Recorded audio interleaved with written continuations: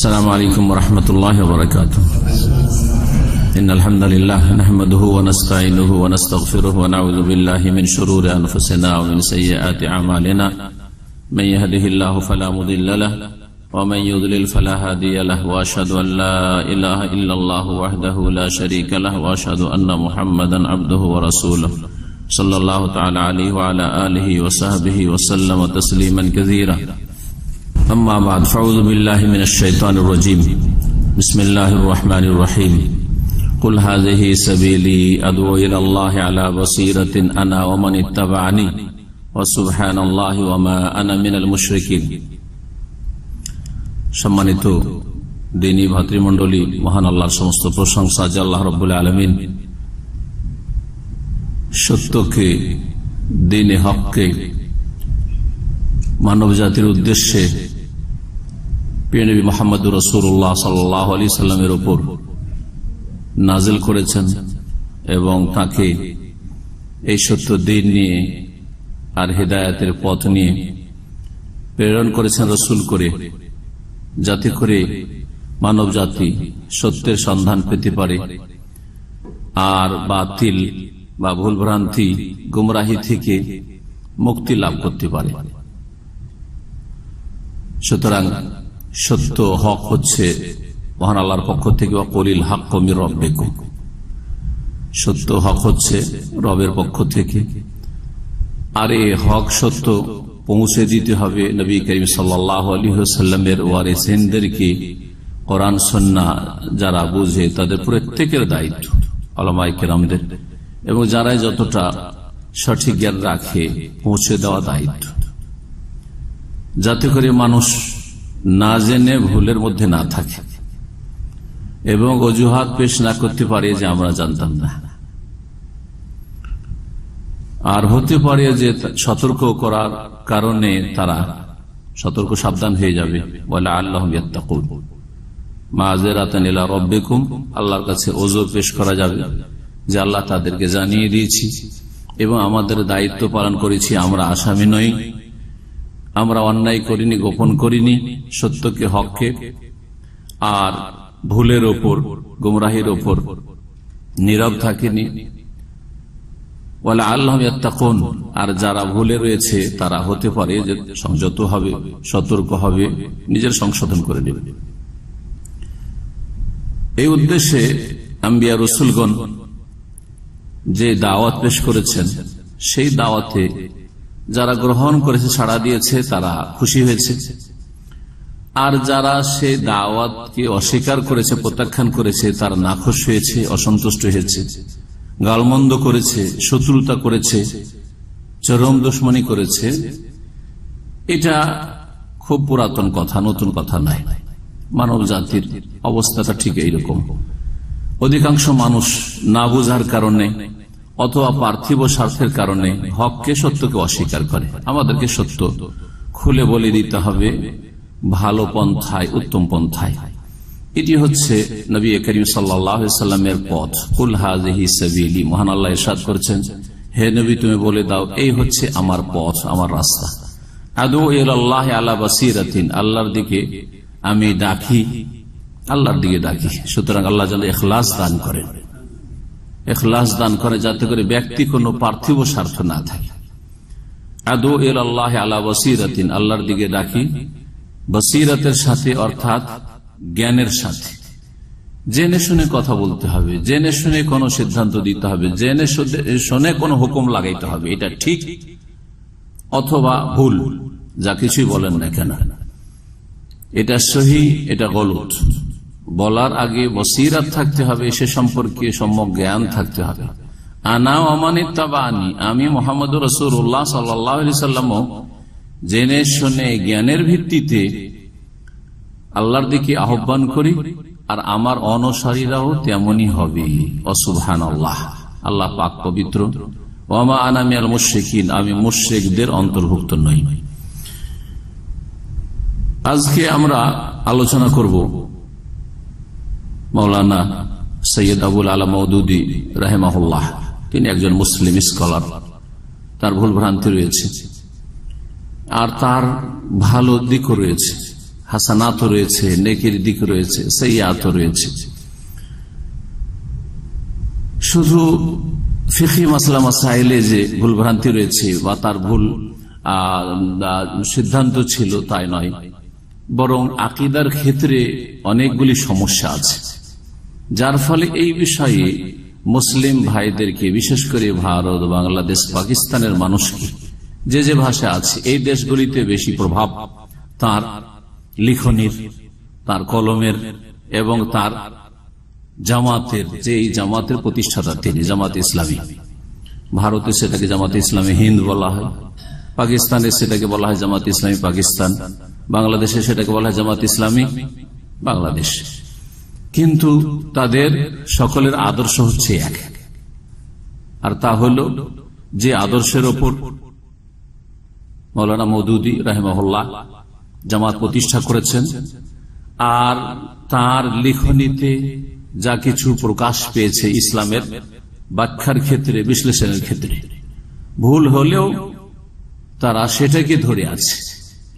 আর মানুষ যখন অন্ধভক্ত হয়ে যায় বা পার্থিব কোন উদ্দেশ্য থাকে, দুটোই কারণে অনেক সময় অন্ধভক্ত, ইখলাস আছে, আল্লাহ সন্তুষ্টি চাই, লোকগুলি ভালো, কিন্তু অন্ধভক্তির কারণে চোখ অন্ধ হয়ে যায়, ভুল আর ধরা পড়ে না। এটা মানুষের বড় একটা ত্রুটির দিক।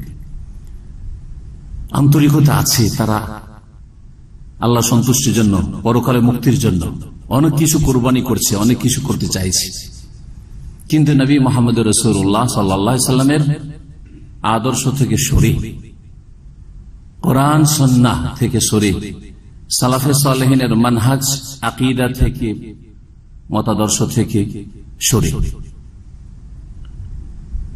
আর অনেকে আছে যাদের পার্থিব তুচ্ছ স্বার্থ আছে, এমন একটা স্তরে পৌঁছে গেছে, যার ফলে তারা বুঝলেও আর ফিরে আসবে না, তারা বরং তাদের স্বার্থে আঘাত লাগার কারণে তারা বড় প্রতিক্রিয়া দেখাবে। এই হচ্ছে মানুষের চরিত্র।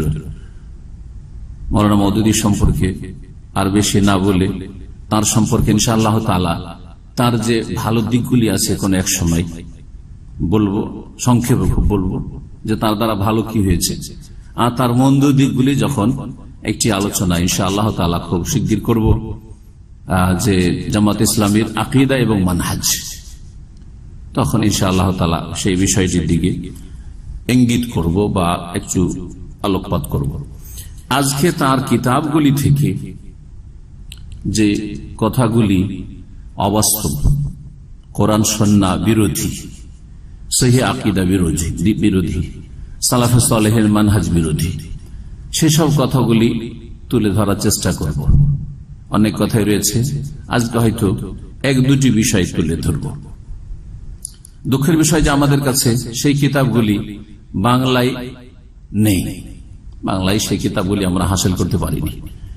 তবে মওলানা মওদুদী রাহিমাহুল্লাহ সবগুলি কিতাব লেখা হয়েছে উর্দু ভাষায়, তার হাতের আসল লেখা কিতাব হচ্ছে উর্দু ভাষায়, সেই ভাষাতে তার কিতাবগুলি আমার কাছে আছে।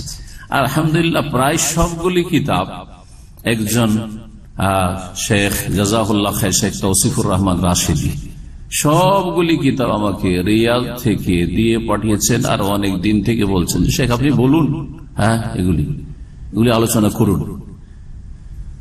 তো 3 মাস থেকে আমার কাছে কিতাবগুলি রাখা আছে, ওনার সময় চলে যাচ্ছে, আলোচনা হচ্ছে না, কিতাব ফিরিয়েও দিতে হবে আমানত, যার ফলে এই আলোচনাগুলি আমি তাড়াতাড়ি সেরে দিতে চাইছি। আজকে তার প্রথম পর্ব, কিতাবগুলি থেকে কোন কোন পাতায় কোন বিষয়গুলি রয়েছে যেগুলি কোরআন এবং হাদিস বিরোধী বা সহিহ আকীদা মানহাজ বিরোধী। আমার সামনে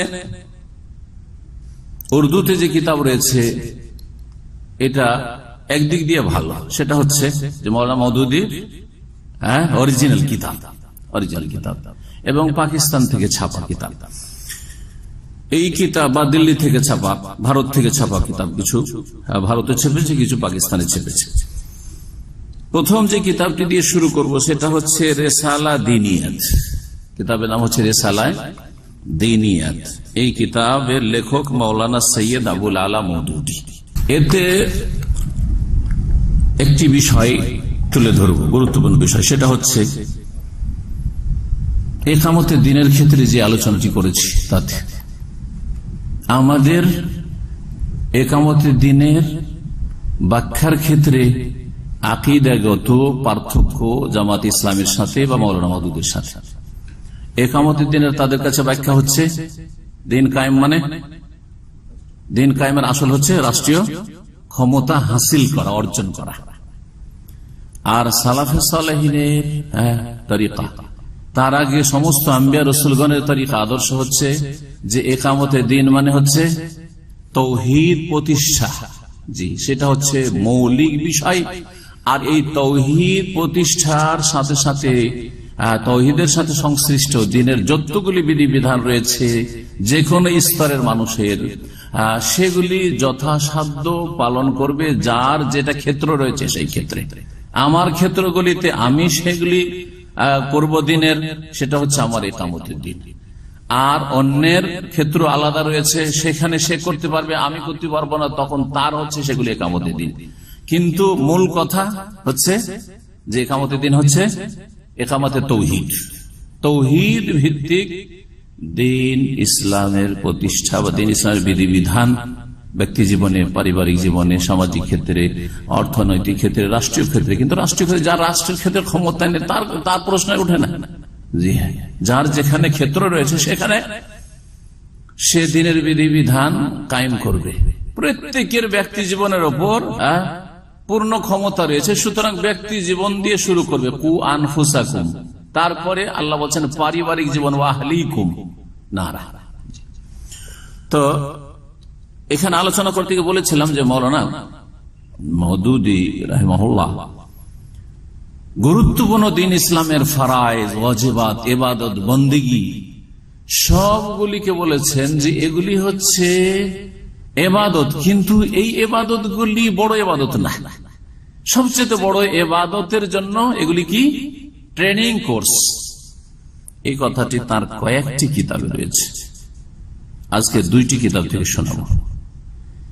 একটি হচ্ছে এই রিসালা দীনিয়াতের পৃষ্ঠা নম্বর 129, তিনি কি বলছেন শোনেন। ইবাদতের ব্যাখ্যা করতে গিয়ে আর ইসলামের লক্ষ্য উদ্দেশ্য বলতে গিয়ে বলছেন जी और इस्लाम का असल मकसद मुसलमानों को ऐसे ही इबादत गुजार बंदा बनाना है। इस गर्ज के लिए इस्लाम में चंद ऐसी इबादतें फर्ज की गई हैं। বলছেন যে ইসলামের উদ্দেশ্য হচ্ছে মুসলমানদের কে এমন ইবাদত গুজার বানাবে, এমন ইবাদতকারী বান্দা বানাবে। আর এই উদ্দেশ্যে ইবাদত বন্দেগীর বিভিন্ন পন্থা বা বিভিন্ন বিষয়গুলি শরীয়তে দেওয়া হয়েছে, শরীয়তে ফরজ করা হয়েছে।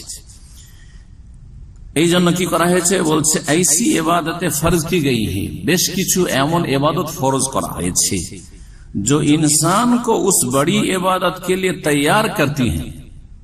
এই ফরজ ইবাদতগুলি মানুষকে প্রস্তুত করে, রেডি করে, ট্রেন করে কিসের জন্য? দেখেন তার ভাষাতে রয়েছে उस बड़ी इबादत के लिए तैयार करना है, বড় ইবাদতের জন্য। বড় ইবাদতের জন্য এই ফরজ ইবাদতগুলি দিয়ে কি করা? তৈরি করা। বুঝতে পারছেন কিনা? তার মানে এই যে ফরজ ইবাদতগুলি সেগুলি বড় ইবাদত না, এর চেয়ে বড় ইবাদত হচ্ছে ওই বড় ইবাদত যেটার কথা তিনি বলতে চাইছেন। তারপরে বলছেন আরো, গোয়া ইউ সমঝো, যেন এইভাবে আপনি বুঝুন যে ये खास इबादतें उस बड़ी इबादत के लिए ट्रेनिंग कोर्स की हैसियत रखती हैं। এই বিশেষ ইবাদত গুলি, এই খাস ইবাদত, অন্য জায়গায় বিশেষ কি ইবাদত, নামাজ, রোজা, হজ, যাকাত, এইভাবে বলেছে, আসছে এই কিতাবে বলবো।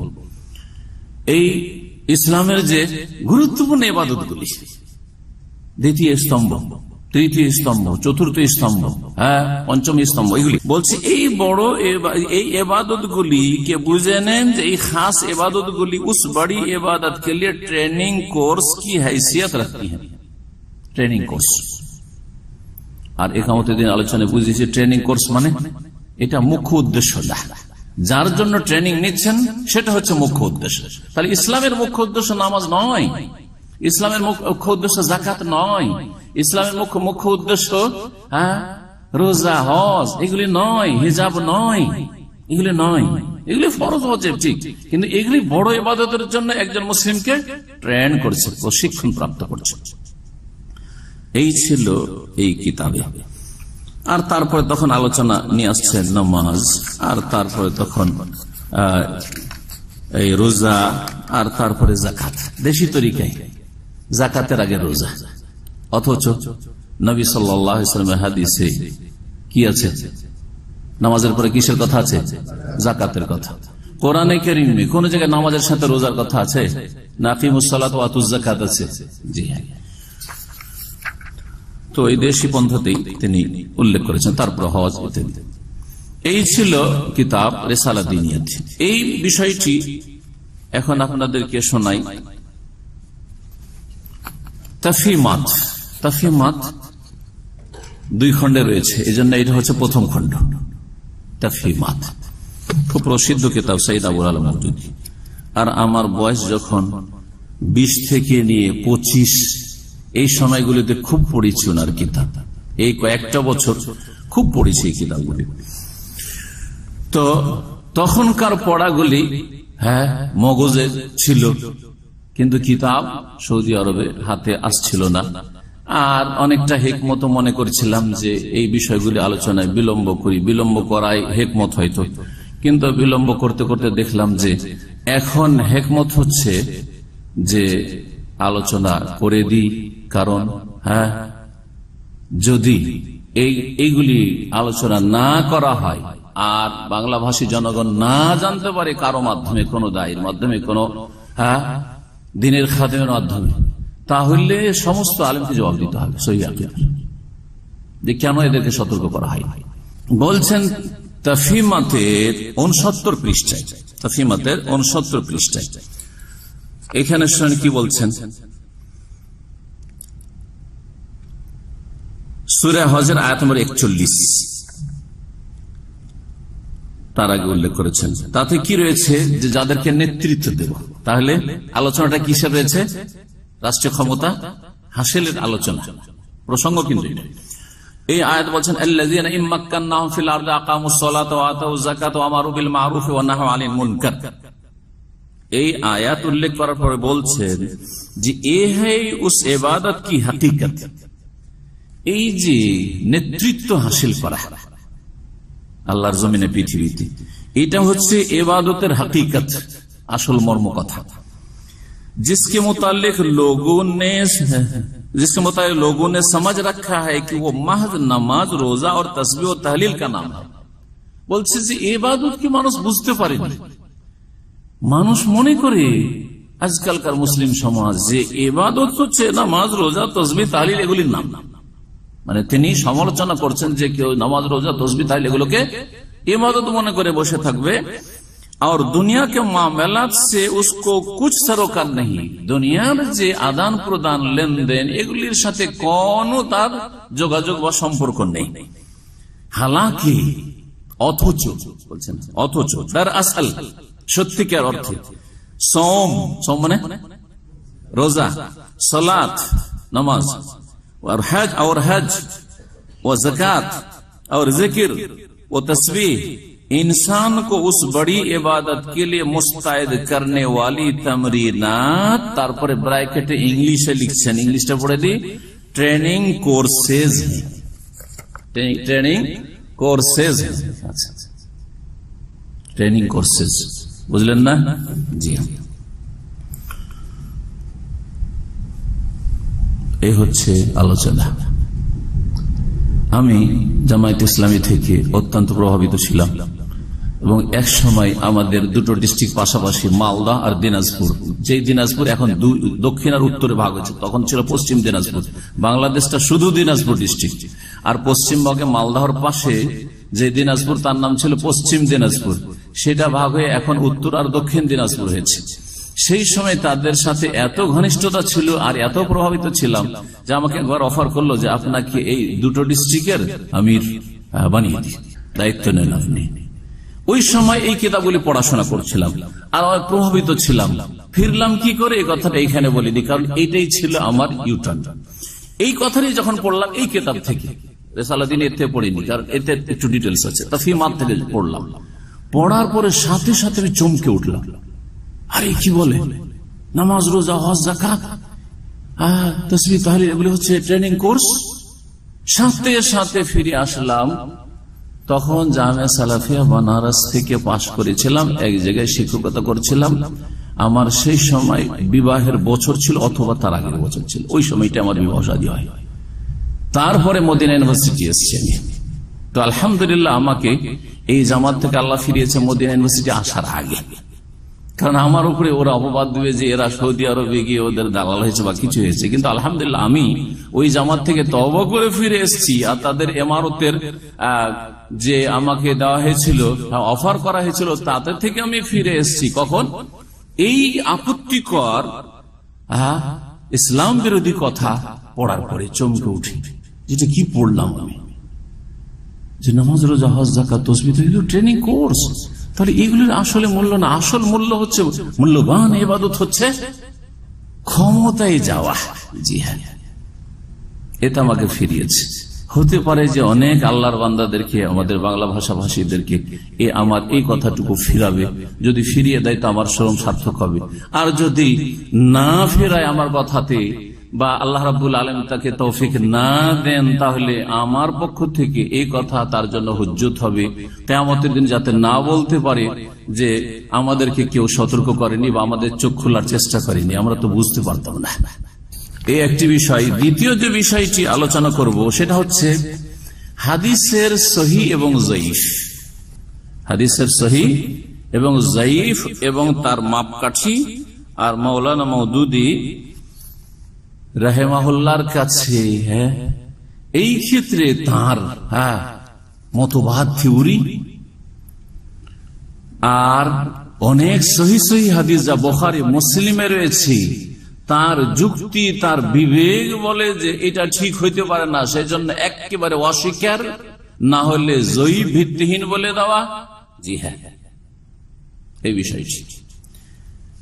এর সাথে সাথে মুহাদ্দিসিনে কিরামরা যে হাদিস সহিহ যঈফের কায়দা কানুন, মুস্তালাহুল হাদিস বা উসুল হাদিসের কায়দা কানুন নির্ধারণ করেছেন, সেগুলিকে তুচ্ছ জ্ঞান করা, আর সেগুলিকে একেবারে মূল্যহীন মনে করা, আর সেগুলি সম্পর্কে এই মন্তব্য করা যে এটা যদি আমরা অন্ধভাবে মেনে নিই তাহলে এটা আমাদের অন্ধত্ব হবে, অতিরঞ্জন বাড়াবাড়ি করা হবে, বরং আমাদের রেওয়ায়াত পূজা হবে, রেওয়ায়াত পারস্তি পূজা হবে। আমাদের কি তাছাড়াও অন্য কোন মাপকাঠি দিয়েও সহিহ যঈফ জানার চেষ্টা করতে হবে। আর এটা জরুরি নয় যে মুহাদ্দিসরা কোন হাদিসকে সহিহ বলেছেন সেই জন্য সেটা সহিহ হবে, হতে পারে যঈফ, যেটাকে মুহাদ্দিসিনরা সহিহ বলেছেন, আর এর বিপরীত বলছেন আবার। আর এটাও হইতে পারে যেই হাদিসকে মুহাদ্দিসিন কেরামরা যঈফ বলছেন সেটা সহিহ হইতে পারে। জি, এত বড় কথা, যার ফলে এই 1200 বছরের যে হাদিসের খেদমত রয়েছে মুহাদ্দিসিনে কেরামের, জি হ্যাঁ, সাহাবায়ে কেরামদের যুগ থেকে, তারপরে তাবেঈনদের যুগে তো হাদিস সংকলন, হাদিসের সহিহ যঈফের চর্চা সাহাবায়ে কেরামদের যুগে না হয়, হাদিসের জারহ তাদিল আর সহিহ যঈফের এই বিদ্যা ছিল না, কিন্তু পরে প্রয়োজন পড়লো, কারণ মানুষের মধ্যে বিদআত আসলে, মিথ্যার ছড়াছড়ি আসলে, তখন প্রয়োজন পড়লো। তো এর একেবারে মূল্যকে মূল্যহীন করে দিচ্ছে, কোন মূল্য নেই এই খেদমতের তেমন। হতে পারে যেটা তারা সহিহ বলেছেন সহিহ, আবার হতে পারে যে সেটা যঈফ, আবার যেটাকে তারা সহিহ বলেছেন সেটা হতে পারে সহিহ। এই বিষয়টি কয়েকটি কিতাবে আছে, এমনকি তাফসীর তাফহিমুল কোরআন আছে। আপনাদেরকে 2 খণ্ড তাফহিমুল কোরআন থেকে এই বিষয়টি আজকে শোনাবো, আর এই কিতাবে আছে সেটাও শোনাবো। তাফহিমাত প্রথম খণ্ড 356 পৃষ্ঠা, 356 পৃষ্ঠা। বলছেন মওদুদী সাহেব, মুহাদ্দিসিন রাহিমাহুল্লাহ কি খিদমাত মুসাল্লাম, মুহাদ্দিসিন রাহিমাহুল্লাহ খিদমত যে আছে সেটা মেনে নিচ্ছি, किंतु ये भी मुसल्लम के नक़द हदीस के लिए जो मवाद उन्होंने फराहम किया है वो सदर अव्वल के अखबार व आसार की तहकीक में बहुत कारआमद हैं আর এটাও মেনে নিচ্ছি যে হাদিসের সহিহ জয়ীফের যাচাই বাছাইয়ের ক্ষেত্রে যেসব ম্যাটেরিয়াল মওয়াদ মানে যেসব ম্যাটেরিয়াল তিনি তারা মুহাদ্দিসিন কেরামরা সরবরাহ করেছেন সেগুলি প্রথম যুগ থেকে হাদিস এবং আসারের গবেষণার ক্ষেত্রে বহুত কারামত হয়, মানে অত্যন্ত উপকারী। এগুলো মানছেন, ঠিক আছে, উপকারী। কালাম ইসমে নেই, এই ক্ষেত্রে কোনো আপত্তি নাই, बल्कि सिर्फ इस अमर में है कि कुल्लियतन उन पर एतमाद करना कहां तक दुरुस्त है। তবে এর উপর অবশ্যই আমার কথা আছে যে পুরোপুরি মুহাদ্দিসিনে কেরামরা যা সহিহ বলেছেন, যা জয়ীফ বলেছেন, এর উপর আস্থা করে নাও। এতমাদ করা মানে আস্থা করে নেওয়া যে হ্যাঁ মুহাদ্দিস ইমাম বুখারী সহিহ বলেছেন, সহিহ, ইমাম মুসলিম সহিহ বলেছেন, সহিহ, হ্যাঁ, তারপর ইমাম আহমদ বিন হাম্বল সহিহ বলেছেন, সহিহ, বা মুহাদ্দিসিন কেরামরা সবাই মিলে যে সহিহ বলেছেন সেটাই সহিহ। এর উপর পুরোপুরি আস্থা করাটা কতটুকু ঠিক, কাহা তাক দুরুস্ত, কতটুকু ঠিক, এটা আলোচ্য বিষয়। এর উপর আপত্তি আছে। তারপরে কেন আপত্তি আছে বলছেন, ও বাহরেহাল থে তো ইনসান হি, যে যাই হোক না কেন তারা তো মানুষই ছিলেন না, সুতরাং তাদের মানুষের কায়দা কানুন আর তাদের সহিহ জয়ীফের হুকুমে ভুল হইতে পারে। এটার উদ্দেশ্য কি? এটার উদ্দেশ্য হচ্ছে হাদিস সুন্নাহর প্রামাণিকতা, যেটাকে বলা হয় হুজ্জিয়াতে হাদিস, হাদিস এবং সুন্নাহর প্রামাণিকতায় সন্দেহ সৃষ্টি করে দেওয়া, সংশয়পূর্ণ করে দেওয়া বিষয়টি কি। একজন মানুষ যখন এই কিতাবগুলি পড়বে, আরে কথা তো ঠিক, কথা তো যুক্তিসঙ্গত লাগে, তারাও তো মানুষ ছিল, ভুলের ঊর্ধ্বে না, সুতরাং কিভাবে বিশ্বাস করা যায় যে সহিহ বললে সহিহ হতে পারে, গেল একেবারে সমস্ত হাদিসের মূল্য গেল। এই জন্য কুয়েত থেকে একটি কিতাব ছেপেছে আরবিতে, এই মোটা কয়েকশো পৃষ্ঠার কিতাব, বছর 6 মাস আগে বা বছর খানেক আগে আমার কাছে ছিল, হঠাৎ করে খুঁজে পাচ্ছেন, আল্লাহ আলম কাকে দিলাম আর ভুলে যায়, কেউ পড়তে নিল ভুলে যায়। আরবিতে কিতাবটি কয়েকশো পৃষ্ঠার, ভারতের একজন বড় আলেম, কুয়েতে প্রায় 30-40 বছর থাকেন, সালাহুদ্দিন মকবুল হাফিজাহুল্লাহ, তিনিও কিতাবটি লিখেছেন। কিতাবের নাম হচ্ছে জওয়াবে ফি ওয়াজহি সুন্নাতি কদিমান ওয়া হাদিসান। এই কিতাবটি তিনি লিখেছেন মুনকারিন হাদিস, যারা হাদিস অমান্যকারী, অস্বীকারী, যেমন আহলে কোরআন, পুরোপুরি মুনকারিন হাদিস, মুনকারিন হাদিসদের সম্পর্কে বা হাদিস অস্বীকারী, অমান্যকারী যারা, তাদেরকে দুই ভাগে বিভক্ত করেছেন উনিও এবং অন্য আরো ওলামায়ে কেরামরা, মিশরের অনেক রাইটার আছেন এই বিষয়ে লিখেছেন, যে বইগুলি আমরা মদিনা ইউনিভার্সিটিতে লেখাপড়া করেছি। তো তারা দুই ভাগে বিভক্ত। একদল হচ্ছে হাদিস অস্বীকারী, সম্পূর্ণভাবে কোন হাদিস মানে না, তারা হচ্ছে আহলে কোরআন, হাদিসকে হুজ্জত বা দলিল হিসাবে আর ইসলামের উৎস হিসাবে তারা মানে না। মুনকারিন হাদিস সেটা হচ্ছে পুরোপুরি পূর্ণরূপে তারা হাদিস অস্বীকারী, তাদের কুফরিতে কোনো সন্দেহ নেই, কারণ হাদিসকে দলিল হিসাবে তারা মানেই না। আর এক দল হচ্ছে মুনকারিন হাদিস, হাদিস অমান্যকারী, অস্বীকারী, আংশিকভাবে, জুজিয়াতান, আংশিকভাবে যারা হাদিস অস্বীকারী, তাদের অন্তর্ভুক্ত মাওলানা মওদুদী এবং তার অনুসারীরা, তার জামাতের লোকেরা। সহিহ হাদিস আসলেও বেশ কিছু হাদিসকে তারা অস্বীকার, বুখারী মুসলিমে থাকলেও হাদিস অস্বীকার। কি বলছেন তাহলে? আশ্চর্য হবেন। ও বাহরে হাল থে তো ইনসান হি, ইমাম বুখারী, ইমাম মুসলিম, ইমাম আহমদ, আলী ইবনে আল-মাদিনী, ইয়াহইয়া ইবনে মাঈন, আর বড় বড় যে আইম্মায়ে কেরাম যারা হাদিসের সুবহানাল্লাহ নারী নক্ষত্র সম্পর্কে কত সূক্ষ্ম খবর রাখতেন, এবং তাদের মাধ্যমে আল্লাহ রাব্বুল আলামিন এই শরীআর উৎস, দ্বিতীয় উৎস, সেটা হচ্ছে সুন্নাহ, হাদিসের হেফাজতের ব্যবস্থা করেছেন।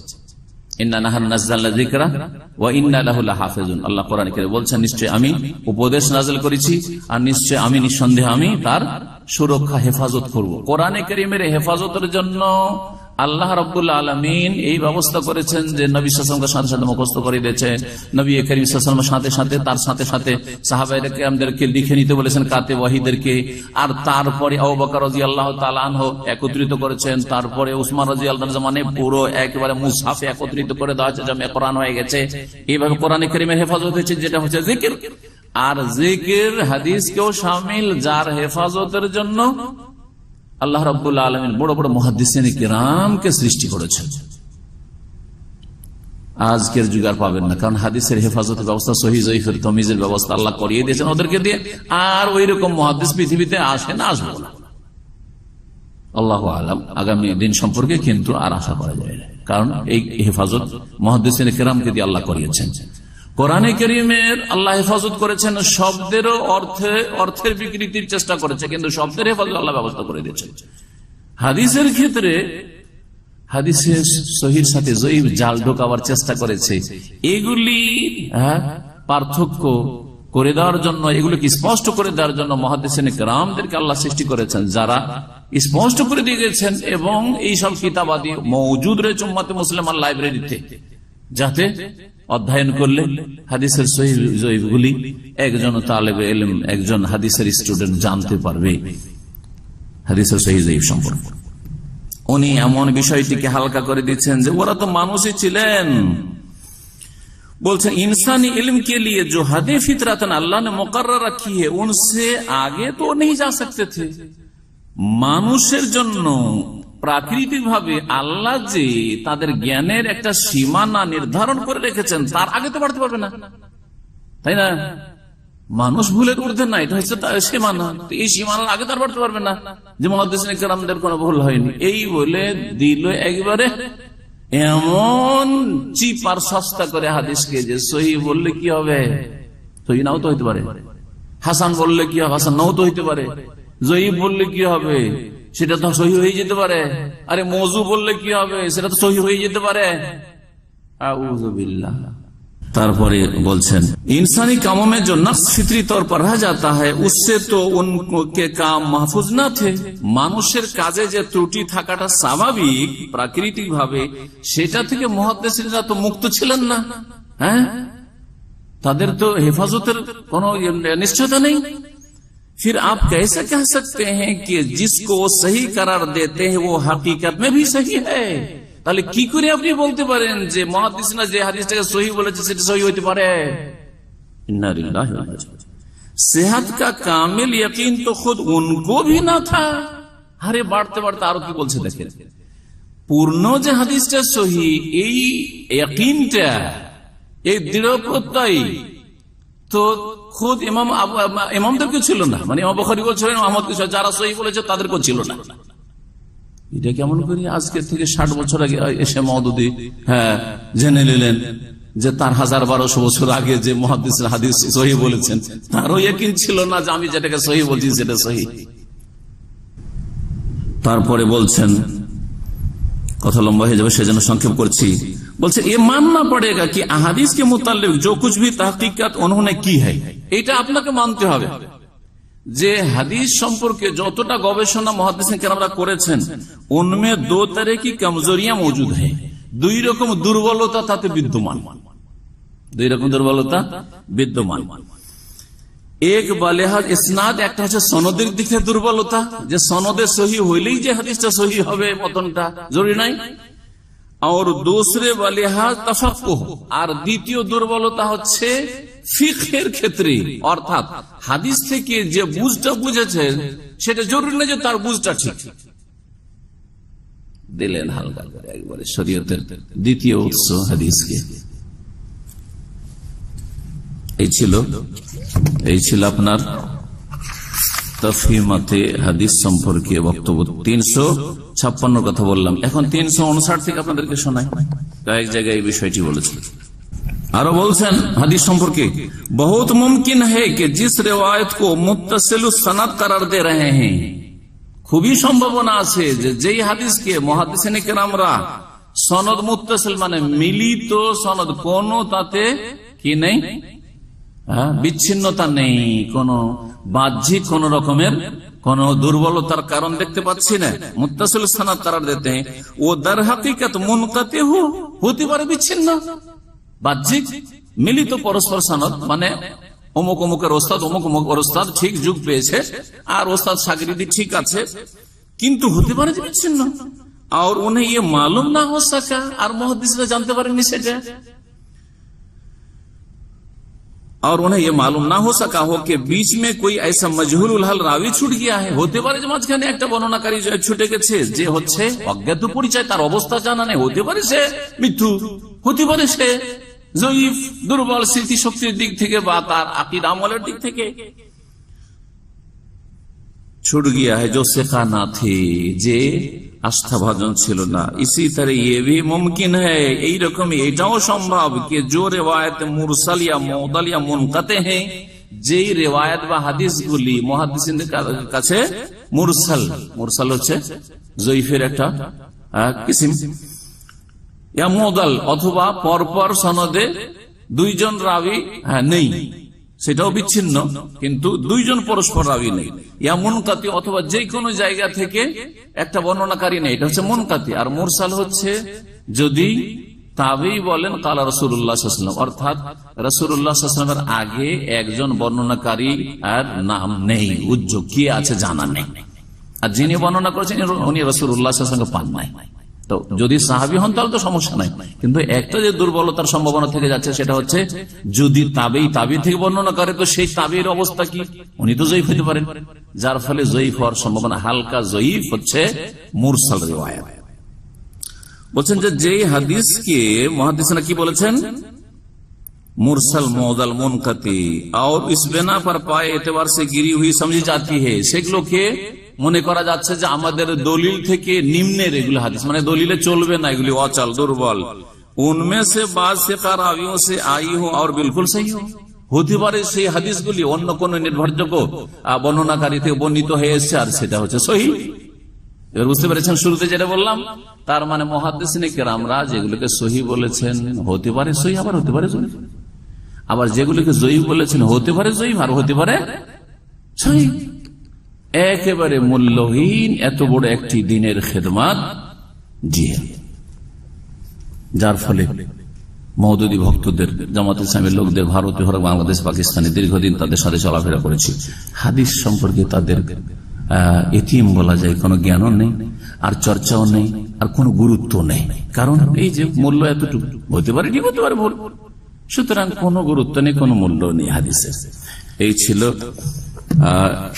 যা বললাম। আর তারপরে 359 বললাম, তারপরে 360, 61, 62 থেকে আরো কিছু কথা শোনে আপনাদের। বলছেন তফিমাত প্রথম খন্ড 360 পৃষ্ঠায়, ইস বাহাস সে ইয়ে বাত মালুম হো গই, বলছে এই যে আলোচনাগুলি করলাম হাদিসের সহিহ জয়ীফ সম্পর্কে, এগুলি থেকে জানা গেল যে জিস তারে হাদিস কো বিলকুল্লিয়াতান রদ কর দেনে ওয়ালে গলতি পর হ্যাঁ, যারা হাদিসকে পুরোপুরি অস্বীকার করেছে আহলে কোরআন, তারাও ভুলে আছে, তারাও ভুলে আছে। ভালো কথা আছে। इसी तरह वो लोग भी गलती से महफूज नहीं हैं, এই রকমই ওরাও ভুল থেকে সুরক্ষিত না, ভুল মুক্ত না। কারা? जिन्होंने हदीस से इस्तेफादा करने में सिर्फ रिवायत ही पर एतमाद कर लिया है, হাদিস থেকে তারা উপকৃত হওয়ার ক্ষেত্রে শুধু হাদিসের রিওয়ায়াত সহিহ জয়ীফ এগুলি যে কায়দা কানুনের উপর সহিহ সেই জন্য মেনে নিল, এর উপর আস্থা ভরসা করে যারা হাদিস মানে তারাও ভুল থেকে মুক্ত না, তারাও ভুলে মধ্যে রয়েছে। মাসলা কে হক উন দোনো কে দরমিয়ান, মওদুদী সাহেবের কাছে হক হচ্ছে মাঝামাঝি, পুরোপুরি হাদিস অস্বীকার যারা করেছে তারাও ভুলে, আর পুরোপুরি হাদিস মুহাদ্দিসিনা সহিহ বলেছেন সেজন্য সহিহ ধরে নিলেন, আপনারাও ভুলে আছেন, ভুল মুক্ত না, মাঝামাঝিটা হক। এখন মাঝামাঝিটা কি হক হবে, এটা হচ্ছে একটি কথা।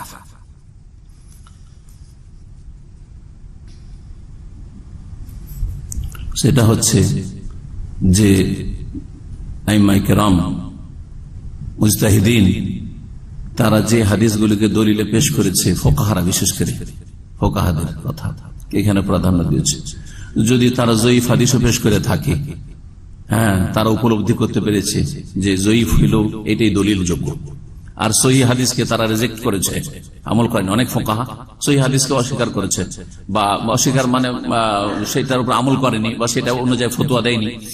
তো বলছে যে তারা সহিহ হাদিসকে যে তারা আমলে নিয়ে আসেনি বা সহিহ হাদিস অনুযায়ী ফতোয়া দেয়নি, কিসের ভিত্তিতে? তিনি সেখানে বলতে চাইবেন যে তাদের এমন যোগ্যতা চলে আসে মুজতাহিদিনদের মধ্যে যে তারা নিজের স্বাদ, যৌক শব্দটি ব্যবহার করেছে, যৌক, নিজের স্বাদ দিয়ে, নিজের যোগ্যতার যে একটা স্বাদ আছে ওই দিয়ে তারা উপলব্ধি করতে পারে যে এটা জয়ীফ মুহাদ্দিসিনদের কাছে হইলেও কায়দা কানুনে এটা আসলে জয়ীফ না, এটা দলিলযোগ্য, আর এটা মুহাদ্দিসিনদের কায়দা কানুনে সহিহ হইলেও এটা সহিহ নয়, যার ফলে সহিহ হাদিসকে তারা আমলে নিয়ে আসে না, সহিহ হাদিস অনুযায়ী ফতোয়া দেয় না। জি, যেমন রফুল ইদানের ক্ষেত্রে বলতে চাইছেন। হ্যাঁ, ধরেন রফুল ইদানের সহিহ হাদিস আছে, বলছে যে যেমন হানাফি মাযহাব রফুল ইদানের সহিহ হাদিসের উপর আমল করেনি, যঈফ হাদিসের আমল করেছে, কারণ এখানে রিওয়ায়াতের উপর ভরসা করে নেই। কিসের ভরসা করেছে? অন্য জোকের মাধ্যমে, অন্য যুক্তির মাধ্যমে। 361 পৃষ্ঠায় কি বলছে শুনেন। বলছেন যে बल्कि असल मामला ये था कि उनके नजदीक सेहत हदीस का मदार सिर्फ इस्नाद पर ना था। বলছেন যে সঠিক বিষয় হচ্ছে, আসল মামলা সঠিক বিষয় হচ্ছে এই যে আইম্মায়ে মুজতাহিদিনদের নিকটে উনকে নজদীক সেহত হাদিস কা মাদার, হাদিস সহিহ হওয়ার নির্ভরশীলতা সির্ফ ইসনাদ पर না था, সনদের উপর ছিল না, যে সনদ মোতাবেক সনদের ক্ষেত্রে যখন হাদিস সহি তো হাদিস সহি না, এর উপর ছিল না। बल्कि इस्नाद के अलावा एक और कसौटी भी थी, সনদ ছাড়াও আইম্মায়ে মুজতাহিদিন ফোকাহাদের কাছে যারা মাসলা মাসাইল নিয়ে, যেসব বিশেষ করে ফোকাহাদের বলতে চাইছেন, যেসব ফোকাহাদের নামে মাযহাব রয়েছে আর তারা অনেক সহিহ হাদিসের বিপরীত ফতোয়া দিয়েছেন, বলছেন যে তাদের কাছে बल्कि इस्नाद के अलावा সনদ ছাড়াও এক और कसौटी भी थी, আর একটা মাপকাঠি ছিল। আর একটা কি ছিল? মাপকাঠি বা কষ্টি পাথর ছিল। जिस पर वो अहादीस को परखते थे, যা দিয়ে সে তারা হাদিসগুলিকে কি করত? হ্যাঁ, যাচাই বাছাই করত, যে সনদে তো সহি, কিন্তু আর একটা মাপকাঠি আমাদের কাছে, সেটাতে সহি কিনা।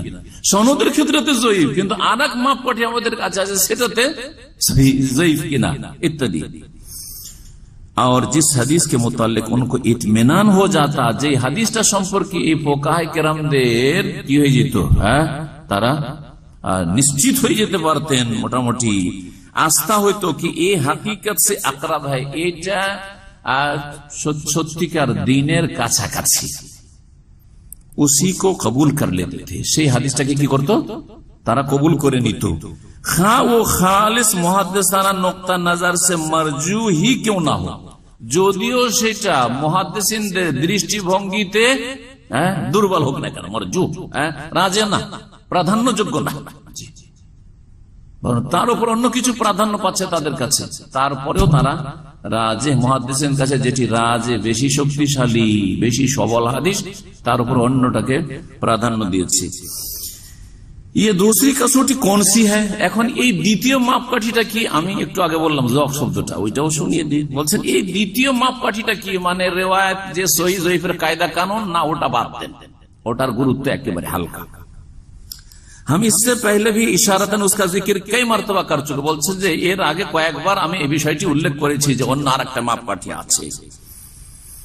जिस शख्स को अल्लाह ताला तफक्कुर की नेमत से सरफराज फरमाता है, उसके अंदर कुरान और सीरत रसूल के गायर मुताले से एक खास ज़ौक़ पैदा हो जाता है।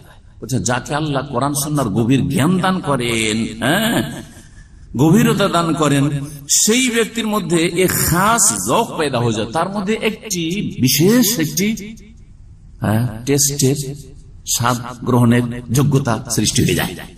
যাকায়াজুক মানে স্বাদ চাখা, আস্বাদন করা, জি, শরীয়তের স্বাদ আস্বাদন করার যোগ্যতা সৃষ্টি হয়ে যায়। जिसकी कैफियत बिल्कुल ऐसी है जैसे एक पुराने जौहरी की बसीरत। বলছি এটার উদাহরণ ওই রকমই, যেমন একজন অভিজ্ঞতা সম্পন্ন, বয়োজ্যেষ্ঠ স্বর্ণকার, যা মণিমুক্তা সম্পর্কে ধরেন অভিজ্ঞ, বা স্বর্ণকার স্বর্ণ সম্পর্কে যথেষ্ট জ্ঞান রাখে, ও মেশিন দিয়ে চেক করুক আর না করুক, আর ও কেমিক্যাল দিয়ে চেক করুক আর না করুক, যে এতে খাদ আছে কিনা আছে, ও দেখলে বলবে যে শোনা, হ্যাঁ এটা স্বর্ণ ঠিক আছে না, এতে ভেজাল আছে। বুঝছেন কিভাবে ইসলামকে বোঝাচ্ছে? কোরআন এবং হাদিস যার কাছে নেই, কিন্তু কলমে খুব জোর। এই জন্য একটি কথা বলি, মাওলানা মওদুদীর কলমে অসাধারণ জোর ছিল, এলেমের চাইতে বেশি, এলেমের চাইতে বেশি কলমে জোর ছিল, যার ফলে শুধু লিখতে থেকেছে, এলেম কম, লিখা বেশি, আর এতেই গিয়ে পদস্খলন বেশি ঘটেছে, আর এতেই বেশি ভুল ভ্রান্তির শিকার হয়েছেন তিনি। আরো মজার কথা শোনায়, 362 কি বলছেন? বলছেন যে আইম্মা মুজতাহিদিনরা যখন এইরকম যোগ্যতা পৌঁছে, কোরআন এবং হাদিস সম্পর্কে বড় পাণ্ডিত্য যখন হাসিল করে নেয় আলেম ওলামারা, इस मकाम पर पहुंच जाने के बाद इंसान इस्नाद का बहुत ज्यादा मोहताज नहीं रहता। মানুষ তখন সনদের মুখাপেক্ষি থাকে না, হাদিসের সনদ লাগে না তখন। লা হাওলা ওয়ালা কুওয়াতা ইল্লা বিল্লাহ। ভাষা পড়ে শোনাচ্ছি যাতে করে কেউ বলতে না পারে যে বাড়িয়ে বলছি। ও ইসনাদ সে মদদ জরুর লেতা হ্যায়, বলছে সনদ থেকে একটু সাহায্য নেই, হেল্প নেই, मगर उसके फैसले का मदार उस पर नहीं होता। কিন্তু সিদ্ধান্ত যে দেবে যে হাদিসটা গ্রহণযোগ্য কি গ্রহণযোগ্য না, হাদিসটা আমলযোগ্য কি আমলযোগ্য না, এটা দিয়ে ফতোয়া দেওয়া যাবে কি যাবে না, এটার ক্ষেত্রে হাদিসের সনদের উপর বা হাদিসের উপর কি করতেন না, ভরসা করতেন না। वो बसा औकात ये गरीब ज़ईफ मुनक़ती सनद मतऊन फी हदीस को भी ले लेता है। যখন গভীর পাণ্ডিত্য হাসিল হয়ে যায়, তখন কি করে, একটা গরিব জয়ীফ মুনকাতি বিচ্ছিন্ন সনদের হাদিস মাতউন ফি আপত্তিকর যে হাদিসকে বলা হয়েছে হাদিস সহিহ নয়, সেই হাদিসটাও কি করে ভি লে লেতা হ্যায়, নিয়ে নেয় ফতোয়া দেওয়ার ক্ষেত্রে। জি হ্যাঁ।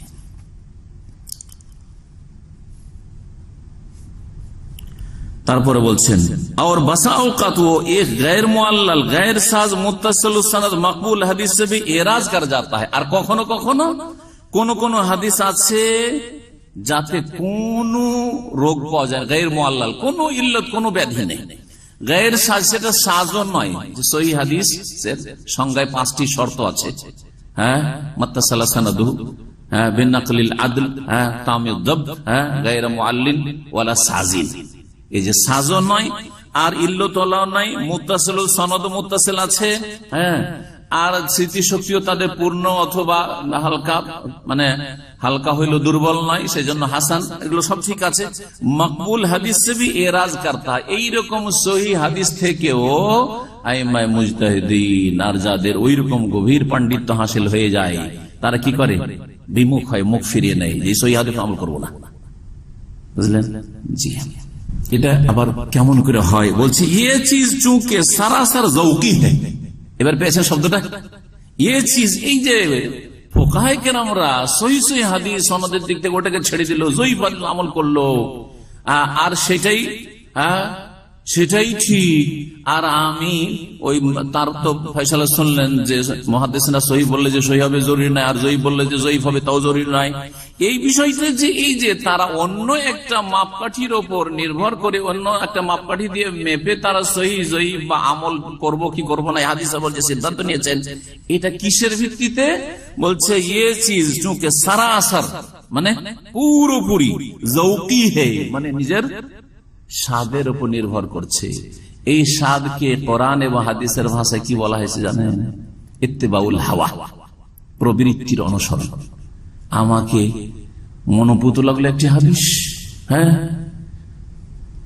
যেমন এখানে আরো বলি, মুহাদ্দিসিন কেরাম সম্পর্কে যখন মন্তব্য করলেন যে তারা তো মানুষই ছিলেন, ভুলের ঊর্ধ্বে ছিলেন না, তো ফোকাহারা কি মানুষ ছিলেন না, ফেরেশতা ছিলেন নাকি, না নবী রাসূল ছিলেন?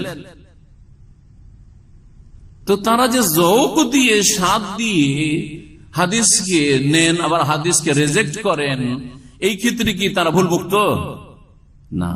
এই যে তাদের প্রশংসা করতে গিয়ে হাদিসের সহিহ যঈফের মূল্যকে একেবারে মূল্যহীন করে দেওয়া, বলছেন এই চিজ চোখে সারাসার যৌকি, যৌকের ব্যাপার। এটাকে ইত্তিবাউল হাওয়া, কুপ্রবৃত্তির অনুসরণ।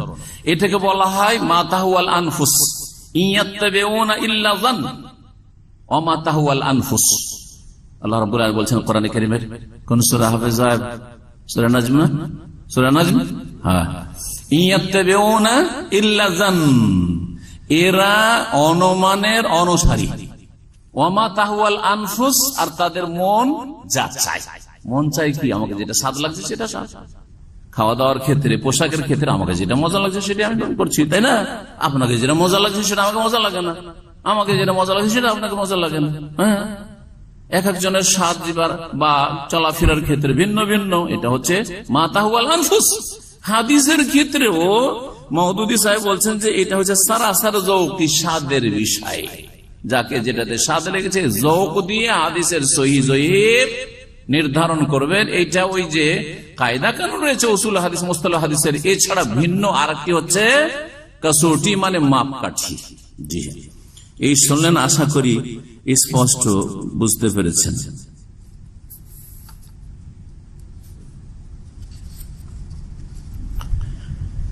অথচ এক পৃষ্ঠা পরে 363 পৃষ্ঠায় তিনি বলছেন যে আইম্মাই কেরাম ফোকাহা আবু হানিফা, শাফি, মালিক, আহমদ, ইমাম আবু ইউসুফ, মোহাম্মদ, তারা হাদিসের অনুসরণের ক্ষেত্রে কি বলেছেন ওই কন্ডিশনগুলো তুলে ধরেছেন। ওখানে কিন্তু এই কথা বলেননি যে তারা বলেছেন যে হাদিস সহি হইলেই যে মানতে হবে তা নয়, বরং যদি দেখা যায় যে হাদিস সহি সনদের দিক থেকে, যেমন মওদুদির ব্যাখ্যা একবারে তার বিপরীত কথা আইম্মায়ে কেরামদের কথা রয়েছে, আবার নিজেই নকল করছেন, একবার এইদিকে একবার ওইদিকে। মানুষের কোরআন সুন্নাহর ইলম যদি না থাকে, একজন জেনারেল শিক্ষিত মানুষ আর পশ্চিমা সভ্যতা সম্পর্কে তার পড়াশোনা অনেক বেশি, কিন্তু ইসলাম সম্পর্কে বিশেষ করে কোরআন সুন্নাহর দলিল সম্পর্কে একেবারে শোচনীয়তা তার ইলমের, যার ফলে এতক্ষণ পর্যন্ত হাদিসের রেওয়ায়াতের মূল্যকে একবার মূল্যহীন করে দিলেন, ঠিক কিনা? আর তারপরে আইম্মায়ে কেরাম সম্পর্কে কি বলছেন শুনে বলছেন, और जब कोई सुन्नत हमारे कौल के खिलाफ साबित हो, आइम्मा केराम সম্পর্কে বলছেন इसी बिना पर आइम्मा मुजताहिदीन हमेशा डरते रहे। এই জন্য মুজতাহিদিন কেরাম সব সময় শঙ্কিত থেকেছেন যে আমাদের ফতোয়া দিতে গিয়ে ভুল না হয়। আর उन्होंने हमेशा अपने मुत्ताबिन को हिदायत की है, আর সব সময় তাদের অনুসারীদেরকে বা ছাত্রদেরকে কি করেছে? গাইডলাইন দিয়েছে, রাস্তা দেখেছে, হিদায়ত করেছে কি যে হাম পর বিলকুল এতেমাদ না করলে আমাদের ফতোয়া বা আমাদের কথার উপর ভরসা তোমরা করিও না, খুদ भी তাহকিক করতে রहो, তোমরা নিজেরাও একটু তদন্ত করিও, গবেষণা করিও। और जब कोई सुन्नत हमारी कौल के खिलाफ साबित हो, আর কোন সুন্নাত মানে কি হাদিস না, সুন্নাত যদি হাদিস যদি আমাদের কথার খেলাফ মানে আইম্মায়ে মুজতাহিদিনদের খেলাফ, আবু হানিফা, শাফি, মালিক, আহমদের খেলাফ যদি হয়ে যায় তো हमारे कौल को रद्द करके सुन्नत की पैरवी करो, আমাদের কথাগুলিকে ছেড়ে দিয়ে, ফতোয়াকে ছেড়ে দিয়ে কি মানিও? হাদিস মানে সুন্নাত মানে হাদিস না। হাদিস কিসের নির্ভরশীল? সাদের উপর না রিওয়ায়াতের উপর? রিওয়ায়াত। আইম্মায়ে কেরাম তো রিওয়ায়াতের দিকে নিয়ে যাচ্ছেন, আর নিজের জগ দিয়ে যে ফতোয়া দিয়েছেন সে তার থেকে বারণ করছেন, অন্ধ অনুকরণ করিও না। তারপরে বলছেন যে ইমাম আবু ইউসুফ ফরমাতে, ইমাম আবু হানিফা রাহিমাহুল্লাহ সবচেয়ে বড় ছাত্র আবু ইউসুফ বলছেন রাহিমাহুল্লাহ, লা ইয়াহিল্লু লিআহাদিন আন ইয়াকুলা মাকালাতান হাত্তা ইয়ালা মিন আইনা কুলনা, কোন মানুষের জন্য হালাল নয় যে আমাদের কথা বলে ফতোয়া দেবে, যে আবু ইউসুফ এই বলেছেন, তো আবু হানিফা এই বলেছেন, ইমাম মালিক এই বলেছেন, শাফি এই বলেছেন, অমুক শাইখ অমুক বলেছেন, অমুক হুজুর এই বলেছেন, না, এটা দলিল না। এর জন্য দলিল লাগে ইউস্তাদাল্লু লাহু ওয়া লা ইউস্তাদাল্লু বিহি, ওর সমর্থনে দলিল লাগবে, আর ওটাকে দলিল হিসেবে পেশ করা যাবে না। বুঝেছেন কথাটি? যারা আরবি বুঝে, মাদ্রাসা পড়া ছাত্র বা আলেমরা, তাদের জন্য বললাম, আমাদের কথাই হোক আর কোন ইমামের কথাই হোক, যে কোনো মানুষের কথার জন্য ইউস্তাদাল্লু লাহু, তার সাপোর্টে সমর্থনে দলিল নিয়ে আসতে হবে না। ওয়ালা ইউস্তাদাল্লু বিহি, কোন আলেম আর ইমামের কথাকে দলিল হিসাবে পেশ করা যাবে না, তা দিয়ে দলিল পেশ করা যাবে না যে অমুক কিতাবে আছে, অমুক ফাতোয়ার কিতাব আছে, চলবে না, যতক্ষণ পর্যন্ত তার দলিল ওর পেছনে না আছে অ্যাড করা। বলছেন কোন মানুষের জন্য জায়েজ নয়, হালাল নয় যে আমাদের কথাগুলি বলবে হাত্তা ইয়ালা মিন আইনা কুলনা, যতক্ষণ না জানবে যে কোত্থেকে আমরা বলেছি, কোন হাদিস বা আয়াতের ভিত্তিতে বলেছি, দলিল দিয়ে নিয়ে গেছেন। তাহলে তারা ইমাম জোফার, উনি ইমাম আবু হানিফার ছাত্র, কাকল হে ইন্নামা নাখুযু বিররাই মা লাম নাজিদুল আসার, আমরা নিজের ব্যক্তিগত মতামতের উপর আমল করি বা ফতোয়া দিই, চিন্তা চেতনা থেকে ফতোয়া দিয়ে ইজতিহাদ করে, মা লাম নাজিদুল আসার, যতক্ষণ কি পাই না, আসার মানে কি হাদিস যতক্ষণ পাই না, সুন্নাহ পাই না। ফাইজা জাআল হাসার আসার, ফাইজা জাআল আসার, যখন হাদিস চলে আসে, সুন্নাহ পেয়ে যায়, আসার রাসূলুল্লাহ সাল্লাল্লাহু আলাইহি ওয়াসাল্লামের হাদিস কো বলা হয় সেটা মারফু আসার, আর সাহাবায়ে কেরামদের উক্তি বা আমল সেটাও আসার, জি, এগুলো হচ্ছে আসার। তারাকনার রায়, তখন আমরা ব্যক্তি মত ছেড়ে দিই, ও আখাযনা বিল আসার, কোনটা নি? হাদিস নি। তো আইম্মায়ে কেরাম তো হাদিস নিতেন, আর মওদুদি সাহেব হাদিসের বিষয়টিকে, সহিহ জয়ীফটাকে একেবারে হালকা করে দিচ্ছেন। এক দুই পাত আগে তার এক কথা, আর এখানে করে আইম্মায়ে কেরামদের বক্তব্য আলাদা প্রমাণ করে। ইমাম মালিক ইরশাদ হয় বলছেন, আর উল্লেখ করছে, ইন্নামা আনা বাশার, দেখো আমি মানুষ, কিন্তু উক্তি অসীম, আমি ভুল করি আর ঠিকও করি। ফানজুরু ফি রাই, সুতরাং আমার মত নিয়ে একটু চিন্তা করে দেখিও। মুকাল্লিদরা, অন্ধ অনুকরণ করিও না। ফাকুল্লামা ওয়াফাকাল কিতাব ওয়াস সুন্নাহ ফাখুযুহু, যদি যখন যখন দেখবে যে কোরআন সুন্নাহর মুওয়াফিক অনুকূলে হয়েছে আমাদের কথা, সেটা নিয়ে নিও। ওয়া কুল্লামা লাম ইউআফিকুল কিতাব ওয়াস সুন্নাহ ফাতরুকু, আর যেই কথাগুলি আমাদের কোরআন সুন্নাহর অনুকূলে না হবে, প্রতিকূল হবে, উল্টো হবে, সেগুলিকে কি করিও? ফাতরুকু, ছেড়ে দিও। ইমাম শাফি কা বয়ান है। তারপর বলছে ইমাম শাফি রাহিমাহুল্লাহ বলেছেন, ইজা সাহাল হাদিস ফাওয়াজি, হাদিস সহিহ হলেই কি হয়ে যাবে? ওটা আমার মাযহাব। হাদিস সহিহ কি দিয়ে? সনদ ছাড়া সহিহ হাদিস হইলে, এই কথা মানে হাদিস সহিহ হইলে জরুরি নয় যে হাদিস সহিহ, হতে পারে যে সহিহ নয়, এই কথা বলেছেন। মওদুদির বক্তব্য একরকম আর ইমাম শাফির বক্তব্য আরেক। এখন কোনটা মানহাজ নেবেন? বলছে ইজা সাহাল হাদিস ফাদরিবু বিকাউলি আল হায়াত, যখন হাদিস সহিহ হয়ে যাবে তখন আমার কথাকে দেয়ালে ছুঁড়ে ফেলিও, ছুঁড়ে মারিও। তারপরে আরো বলছেন, লা কাউলা লি আহাদিন মা সুন্নাতে রাসূলুল্লাহ সাল্লাল্লাহু আলাইহি ওয়াসাল্লাম, কারো কথা চলবে না রাসূলুল্লাহ সাল্লাল্লাহু আলাইহি ওয়াসাল্লামের সুন্নাহর সামনে। বলছেন गर्जे के तमाम आइमा बिल इजमा कहते हैं कि जो शख्स पर किसी मसला में सुन्नत रसूल रोशन हो जाए, কেউ যদি জেনে নিতে পারে যে রাসূলুল্লাহ সাল্লাল্লাহু আলাইহি ওয়াসাল্লাম এটি সুন্নত তার সামনে স্পষ্ট হয়ে গেছে, उसके लिए फिर किसी दूसरे शख्स का कौल लेना हराम है, কারো কথা নেওয়া যাবে না। তো আবু হানিফা রাহমাতুল্লাহ যোগ দিয়ে, আর ইমাম শাফির যোগ দিয়ে, আর মালিক আর আহমদের যোগ দিয়ে, আর মাওলানা মওদুদির যোগ দিয়ে আমার সাথে বলছে এই হাদিসটা ঠিক নয়, চলবে? আমার সাথে বলছে এটা সনদে যঈফ হলে এই হাদিসটা ঠিক, চলবে? চলবে না। খাও कैसे ही बड़े मर्तबा का शख्स हो। तर्जुमाल कुरान রয়েছে এটা, আর তাফহিমাত, এই হলো তাফহিমাত থেকে শোনালাম। আশা করি এই বিষয় বিস্তারিত হয়েছে। এখন আর দুটি উক্তি মাওলানা মওদুদির বিখ্যাত তাফসীর, আর ভারত, বাংলাদেশ, পাকিস্তান জামাত ইসলামী আলেমদের কাছে তাফসীর হচ্ছে মাত্র পৃথিবীতে দুটো, আর কোনো তাফসীরই নেই। কারণ এই দুটো তাফসীর ছাড়া ইসলামের রাজনৈতিক ব্যাখ্যার তো কোথাও পাওয়া যাবে না। কথা বোঝা গেছে কিনা? সুতরাং তাফসীর হচ্ছে দুইটা। কি পড়িয়েন? তাফহিমুল কোরআন পড়িয়েন, আর ফিজিলালিল কোরআন সাইয়্যিদ কুতুবের পড়িয়েন। কারণ এই দুটো না পড়লে তো আপনি এই ব্যাখ্যায় বিশ্বাসী হবেন না। জি হ্যাঁ, এই পথের প্রতীক হবেন না। যার ফলে মাওলানা সাইয়্যিদি সাহেব এই ভুল করেছেন। তার ওয়াজ মাহফিলে তাফসীর পড়বেন একমাত্র তাফহিমুল কোরআন আর ফিজিলালিল কোরআন, আর কত লোককে যে বিভ্রান্ত করা হয়েছে এইসব কথা দিয়ে। আল্লাহ রাব্বুল আলামিন এসব বিভ্রান্তি থেকে হেফাজতে রাখেন। হাদিস সম্পর্কে মাওলানা মওদুদির মতামত শুনেন। এই কিতাব হচ্ছে উর্দুতে তাফহিমুল কোরআন, জি, খণ্ড তৃতীয় খণ্ড, ছয়টি খণ্ড রয়েছে, ছয়টি এইরকম খণ্ড রয়েছে উর্দুতে, যেটা অরিজিনাল লেখা মাওলানা মওদুদির, আর বাংলাতে অনেকগুলি খণ্ড রয়েছে। এতে কি বলছেন 167 পৃষ্ঠায় শুনেন, আশ্চর্য হয়ে যাবে। সহিহ বুখারী হাদিস ইব্রাহিম আলাইহিস সালাম সম্পর্কে যে রয়েছে, তিনটি মিথ্যা বলার যে হাদিসটি রয়েছে, একেবারে সরাসরি অস্বীকার। এই হাদিস হইতেই পারে না, মিথ্যাই কথা। সহিহ বুখারীতে মওযু জাল হাদিস আছে ওনার কাছে, নাউযুবিল্লাহ। তার কিতাব থেকে পড়ে শোনায়, বলছেন বদকিসমতি সে হাদিস কি এক রিওয়ায়াত মে ये बात आ गई। বদকিসমতি বুঝেন? হ্যাঁ, কি দুর্ভাগ্যবশত, এটা দুর্ভাগ্য যে ইমাম বুখারী রাহমাতুল্লাহ আলাইহি হাদিস বুখারীতে নিয়ে চলে এসেছে। হ্যাঁ, দুর্ভাগ্য যে হাদিসের কিতাবে এই হাদিস চলে আসলো। আল্লাহু আকবার। बदकिस्मती से हदीस की एक रिवायत में ये बात आ गई है, एक কথা চলে এসেছে कि हजरत इब्राहिम अपनी जिंदगी में 3 मरतबा झूठ बोले हैं। इब्राहिम अलैहिस सलाम জীবনে 3 বার মিথ্যা কথা বলেছেন। বড়ই এটি হচ্ছে দুর্ভাগ্যের কথা। उनमें से एक झूठ तो ये है, একটা এটা কি, যে বল ফালাহু কবীরুহুম হাযা, এই যে মূর্তি ভাঙাটা তাদের বড় করেছে, তাদের যে বড় সে করেছে। আর दूसरा जो দ্বিতীয়, যেটা সূরা সাফাতে আছে, ইব্রাহিম আলাইহিস সালামকে যখন মেলা ঠেলাতে ডেকেছিল জাতির কাফের মুশরিকরা, তখন তিনি বলেছিলেন কি, ইন্নী সাকিম, আমি অসুস্থ। আর তৃতীয় মিথ্যা কি ছিল, যেটা হাদিসে আছে, যখন ওই জালেম শাসক সুন্দরী কোন রমণী দেখলে সেই রমণীকে হরণ করত, ইজ্জত নষ্ট করত।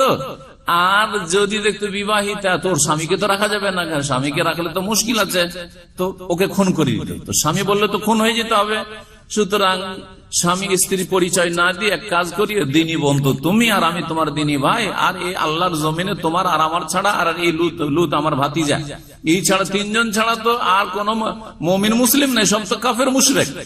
হ্যাঁ, সুতরাং কি বলবে? আমি বলবো সারা তো উক্তি, সারা আমার বোন, অথচ তিনি বোন ছিলেন না। জি, এই তিনটি মিথ্যার যে হাদিস রয়েছে, তিনি বলছেন যে এই হাদিস একেবারে ঠিক নাই। কি বলছেন শুনবেন? जिसका जिक्र कुरान में नहीं बल्कि बाइबल की किताब पैदाइश में आया है, एक गरोह रिवायत परस्ती में गोलू करके। বাইবেলে থাকে আর সেটা সমর্থন যদি সহিহ বুখারী থাকে তো নেব না নাকি? নেব না? জি, কিন্তু সহিহ বুখারীর হাদিসের তার কাছে কোনো মূল্য নেই।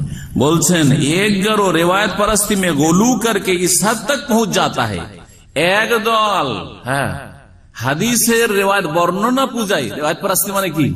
বর্ণনা পূজায়, বর্ণনার অন্ধত্বে, হাদিসের অন্ধত্বে এমন সীমায় পৌঁছে গেছে, এমন সীমানায় পৌঁছে গেছে कि उसे बुखारी और मुस्लिम के चंद रावियों की सदाकत ज्यादा अजीज है, যে তার কাছে বুখারী মুসলিমের যে বর্ণনাকারীদের সত্যতা বেশি প্রিয়, और इस बात की परवाह नहीं है, और ये কথা সে তার পরোয়াই করলো না कि उससे एक नबी पर झूठ का इल्जाम आयद होता है, যে এক নবী কি করে মিথ্যা কথা বলতে পারে।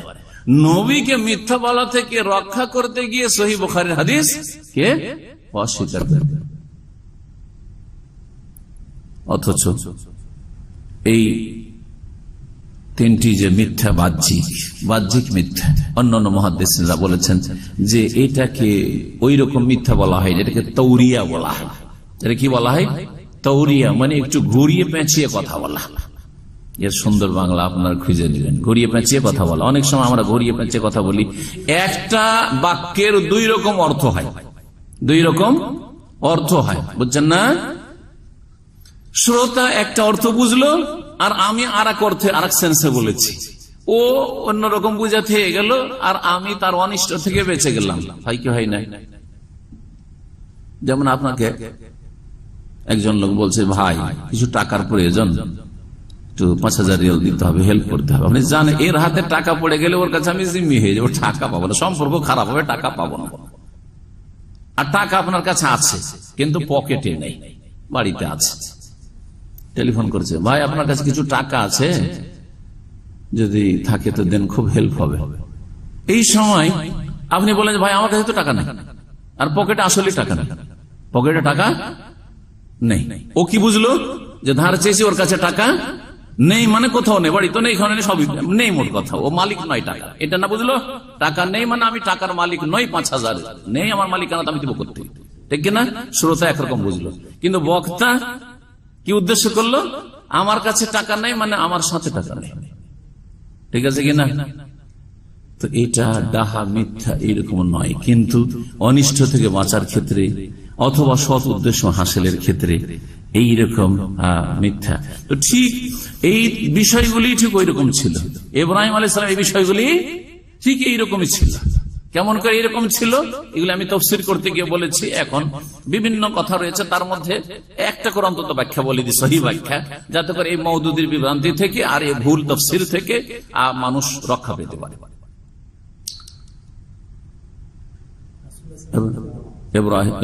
ইব্রাহিম আলাইহিস সালাম প্রথম কি বলেছিলেন?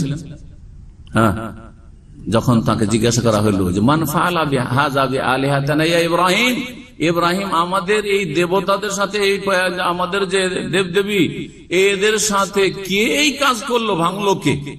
তখন তিনি কি বলেছিলেন?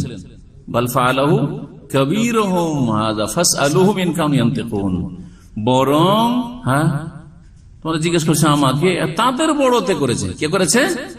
তাদের বড়তে করেছে। আর বড় দেবতাটিকে রেখে দিয়েছিলেন তিনি, আর কুড়ালটা তার কাঁধে চাপিয়ে রেখে দিয়েছিলেন। তাদের বড়তে করেছে, সুতরাং জিজ্ঞেস করো যদি বলতে পারে, ইনকানুই আনতে কোন, যদি বলতে পারে। তাদের বড় শ্রোতারা কি বুঝলো? ইব্রাহিম আলাইহিস সালাম মুশরিক জাতি কি বুঝলো? যে তাদের বড় হচ্ছে মানে বড় দেবতা করেছে, ঠিক না? ওটা বুঝলেন। কিন্তু তিনি বললেন যে তোমাদের বড় দেবতার চাইতে আমি বড়, কারণ আমি কথা বলতে পারি, নড়াচড়া করতে পারি, ভাঙতে পেরেছি। আর এ তো ভাঙতে পারলো না, রক্ষা করতে পারলো না। নাই ভাঙতে পারবে না, রক্ষা করতে পারলো, ঠিক কিনা? তাহলে এটা কি আসলে মিথ্যা হইল? তাওরিয়া। হ্যাঁ, অথবা আরেকটা ব্যাখ্যা বলা হয়েছে ইনকাম ইয়ামতাকুন, তাদের বড় করেছে যদি কথা বলতে পারে। যদি কথা বলতে পারে তো বড় দেবতাতে করেছে। যেহেতু কথা বলতে পারে না, সেজন্য বড় দেবতা করেনি, আর কেউ ওই কাজটি করেছে, এই ভাঙা কাজ করেছে। বোঝা গেছে না? তাহলে বোঝা গেল যে কোনো দোষ নেই এইভাবে জাতির অনিষ্ট থেকে বাঁচার জন্য। কারণ সেই সময় যদি তিনি বলেন যে আমি ভেঙেছি, তাহলে তো খবর আছে। তারপরেও তো এই কথা বলার পরেও তো আগুনে নিক্ষেপ করা হইলো, হইলো গেল না? দ্বিতীয় মিথ্যা কি ছিল? বাহ্যিক মিথ্যা, ইন্নী সাকিম, আমি অসুস্থ। মানুষের অসুস্থতা দুই রকম, আর এই যুগে খুব বেশি বুঝছেন। কারণ শারীরিক অসুস্থতা থেকে আজকাল মানসিক রোগ বেশি, মানসিক অসুস্থতা, ঠিক না? আপনি একজন আপনার সাথে কথা বলতে চাইছে, বা আপনার স্ত্রী কথা বলতে চাইছে, একটু আমোদ ফুর্তির কথা বলতে, তুমি বলছো ছাড়ো তো, আমার কিছু হলো, আমি অসুস্থ। জি হ্যাঁ, হয়তো শ্রোতা আপনার স্ত্রী অথবা আপনার সাথী সঙ্গী যে তোমার সাথে আপনার সাথে কথা বলতে চাইছিল, সে বুঝলো যে আপনি শারীরিক দিক থেকে অসুস্থ, কিন্তু আপনি কোন দিক থেকে অসুস্থ?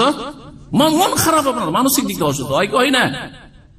মানসিক রোগ মানুষকে আত্মহত্যা করিয়ে দেয়, অনেক সময় হার্ট অ্যাটাক করে মরে যায়, কিন্তু শারীরিক রোগে অনেকে যুগ যুগ ধরে বেঁচে থাকছে। তাই নিঃশ্বাসে মনের দিক থেকে আমি কি অসুস্থ, তোমাদের এই যে কার্যকলাপ, তোমাদের যে এই শিরকি কুফরি, এর ওপর আমি ওই কি অসুস্থ। মানসিক দিক থেকে যে একজন আল্লাহর প্রতি ইমানদার নেই, সব মুশরিক, আমার বাপ ওকে হেদায়েত করতে পারলাম না। ওরা বুঝলো যে অসুস্থ আছে, ও যাবে না আমাদের সাথে মেলায়, বেঁচে গেলেন। না হলে জবরদস্তি করে টেনে নিয়ে যেত মেলায়, তাই না? আর তৃতীয়, সারা আমার বোন, এখানে মিথ্যার কি আছে? স্ত্রী হল মিথ্যা হয়ে গেল, স্ত্রীকে বোন বলা যাবে না? ইন্নামাল মুমিনুনা ইখওয়া, মুমিনরা সকলে পরস্পর ভাই বোন, ঠিক কিনা?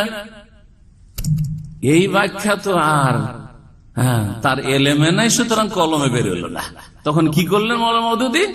সহিহ বুখারী মুসলিমের এই হাদিসকে অস্বীকার করে দিলেন। এই হাদিস শুনবেন, সুবহানাল্লাহ, এই হাদিস কয় জায়গায় আছে সহিহ বুখারীতে? বুখারীতে আছে, মুসলিম আছে। বুখারীতে আছে, মুসলিমে আছে এই হাদিস। সহিহ বুখারীর হাদিস হচ্ছে 3108, আর সহিহ মুসলিমের হাদিস 4371 এই হাদিস।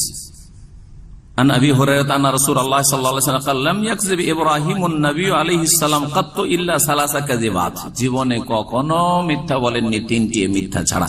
সিনতাইনি ফি যাতিল্লাহ, তিনটি আল্লাহর জন্য, আর একটি ওয়াহিদাতুন বলছেন, তারপরে ওয়াহিদাতুন ফি শানে সারা, আর একটি হচ্ছে সারার ক্ষেত্রে, সেটাও আল্লাহর জন্য।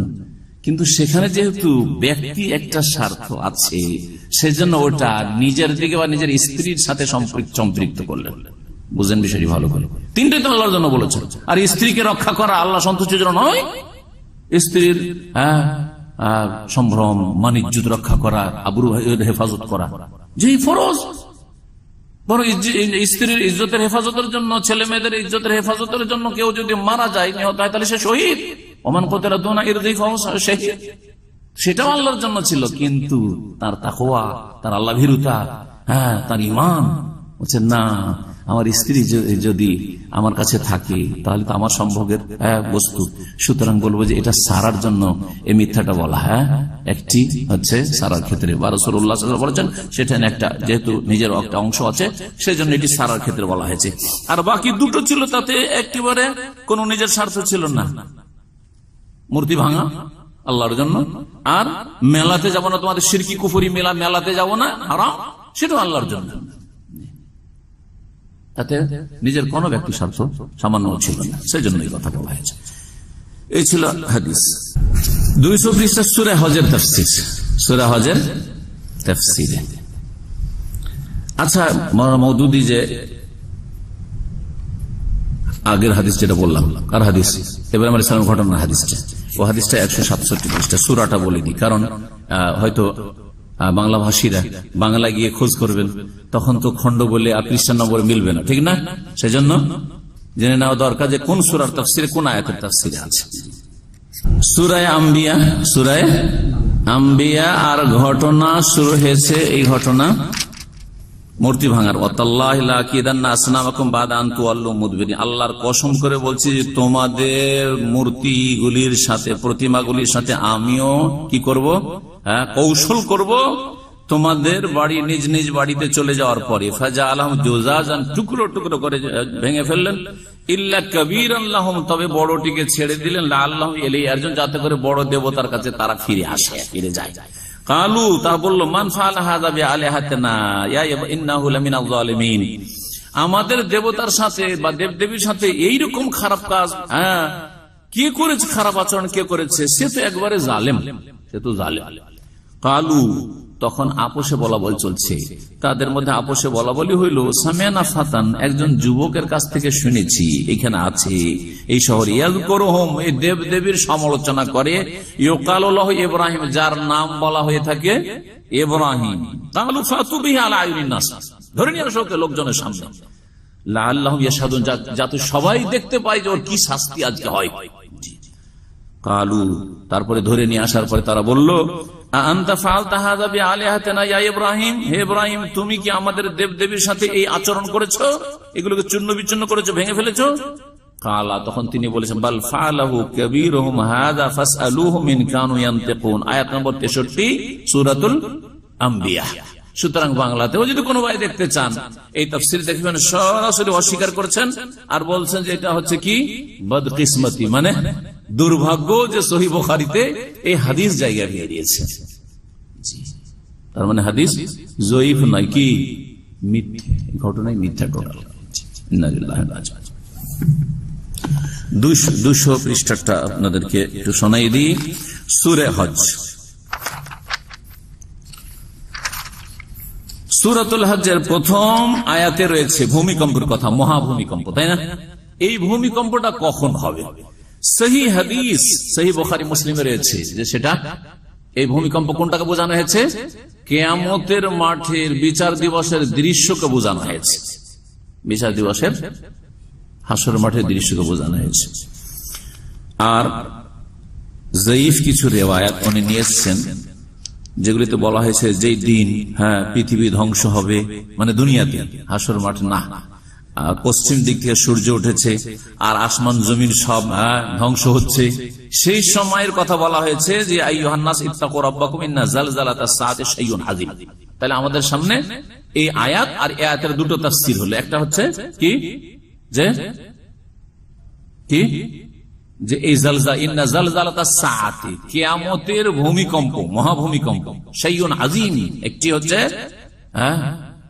মারাত্মক বিষয়, ভয়াবহ বিষয়, শাইউন আযীম।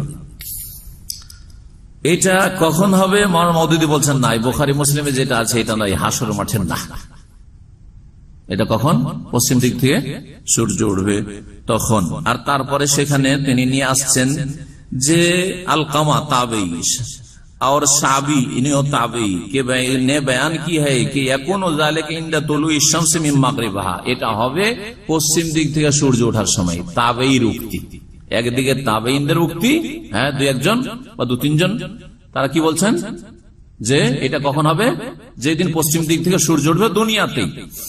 যুক্তিটা কি? কারণ তারপরে আয়াতে রয়েছে যে স্তন্য দানকারিনী তার শিশু সন্তান সন্ততিকে ভুলে যাবে, আর আর গর্ভধারণ কারণী গর্ভপাত করে দেবে, অচেতন অবস্থায় গর্ভপাত হয়ে যাবে, হদিস থাকবে না। অথচ বাচ্চা ভূমিষ্ঠ হওয়ার সময় কত প্রসব বেদনা থাকে। সুতরাং মওদুদী বলছেন যে প্রসব বেদনার কথা আসছে আর স্তন্যদান করার কথা আসছে, এটা হাসর মাঠে কি করে হবে? সুতরাং ওই রেওয়াজ সহিহ না, বুঝছেন না? জি, কি সহিহ? যেটা তাবেঈদের উক্তি সেটা সহিহ। এখন বুখারী মুসলিমের হাদিস সনদের দিক থেকে সহিহ, আর তারপরে এই যে স্তন্যদানকারীর কথা আসলো, তারপরে গর্ভপাত হয়ে যাবে, হাদিস থাকবে না, এসব কথা আসলো, এর তাফসীর কি হতে পারে? অন্যান্য মুফাসসিররা বলেছেন মওদুদীর মতো না, ওনারা বলছেন যে সাপোজ সেই সময় হাসরের মাঠে যদি গর্ভধারণকারিণী কোন নারী হইতো, পেটে বাচ্চা থাকতো, অথবা স্তন্যদানকারিণী মহিলা যে 2 মাস 3 মাস 6 মাস 10 দিনের বাচ্চা আছে, তাহলে বাচ্চাকে ভুলে যেত।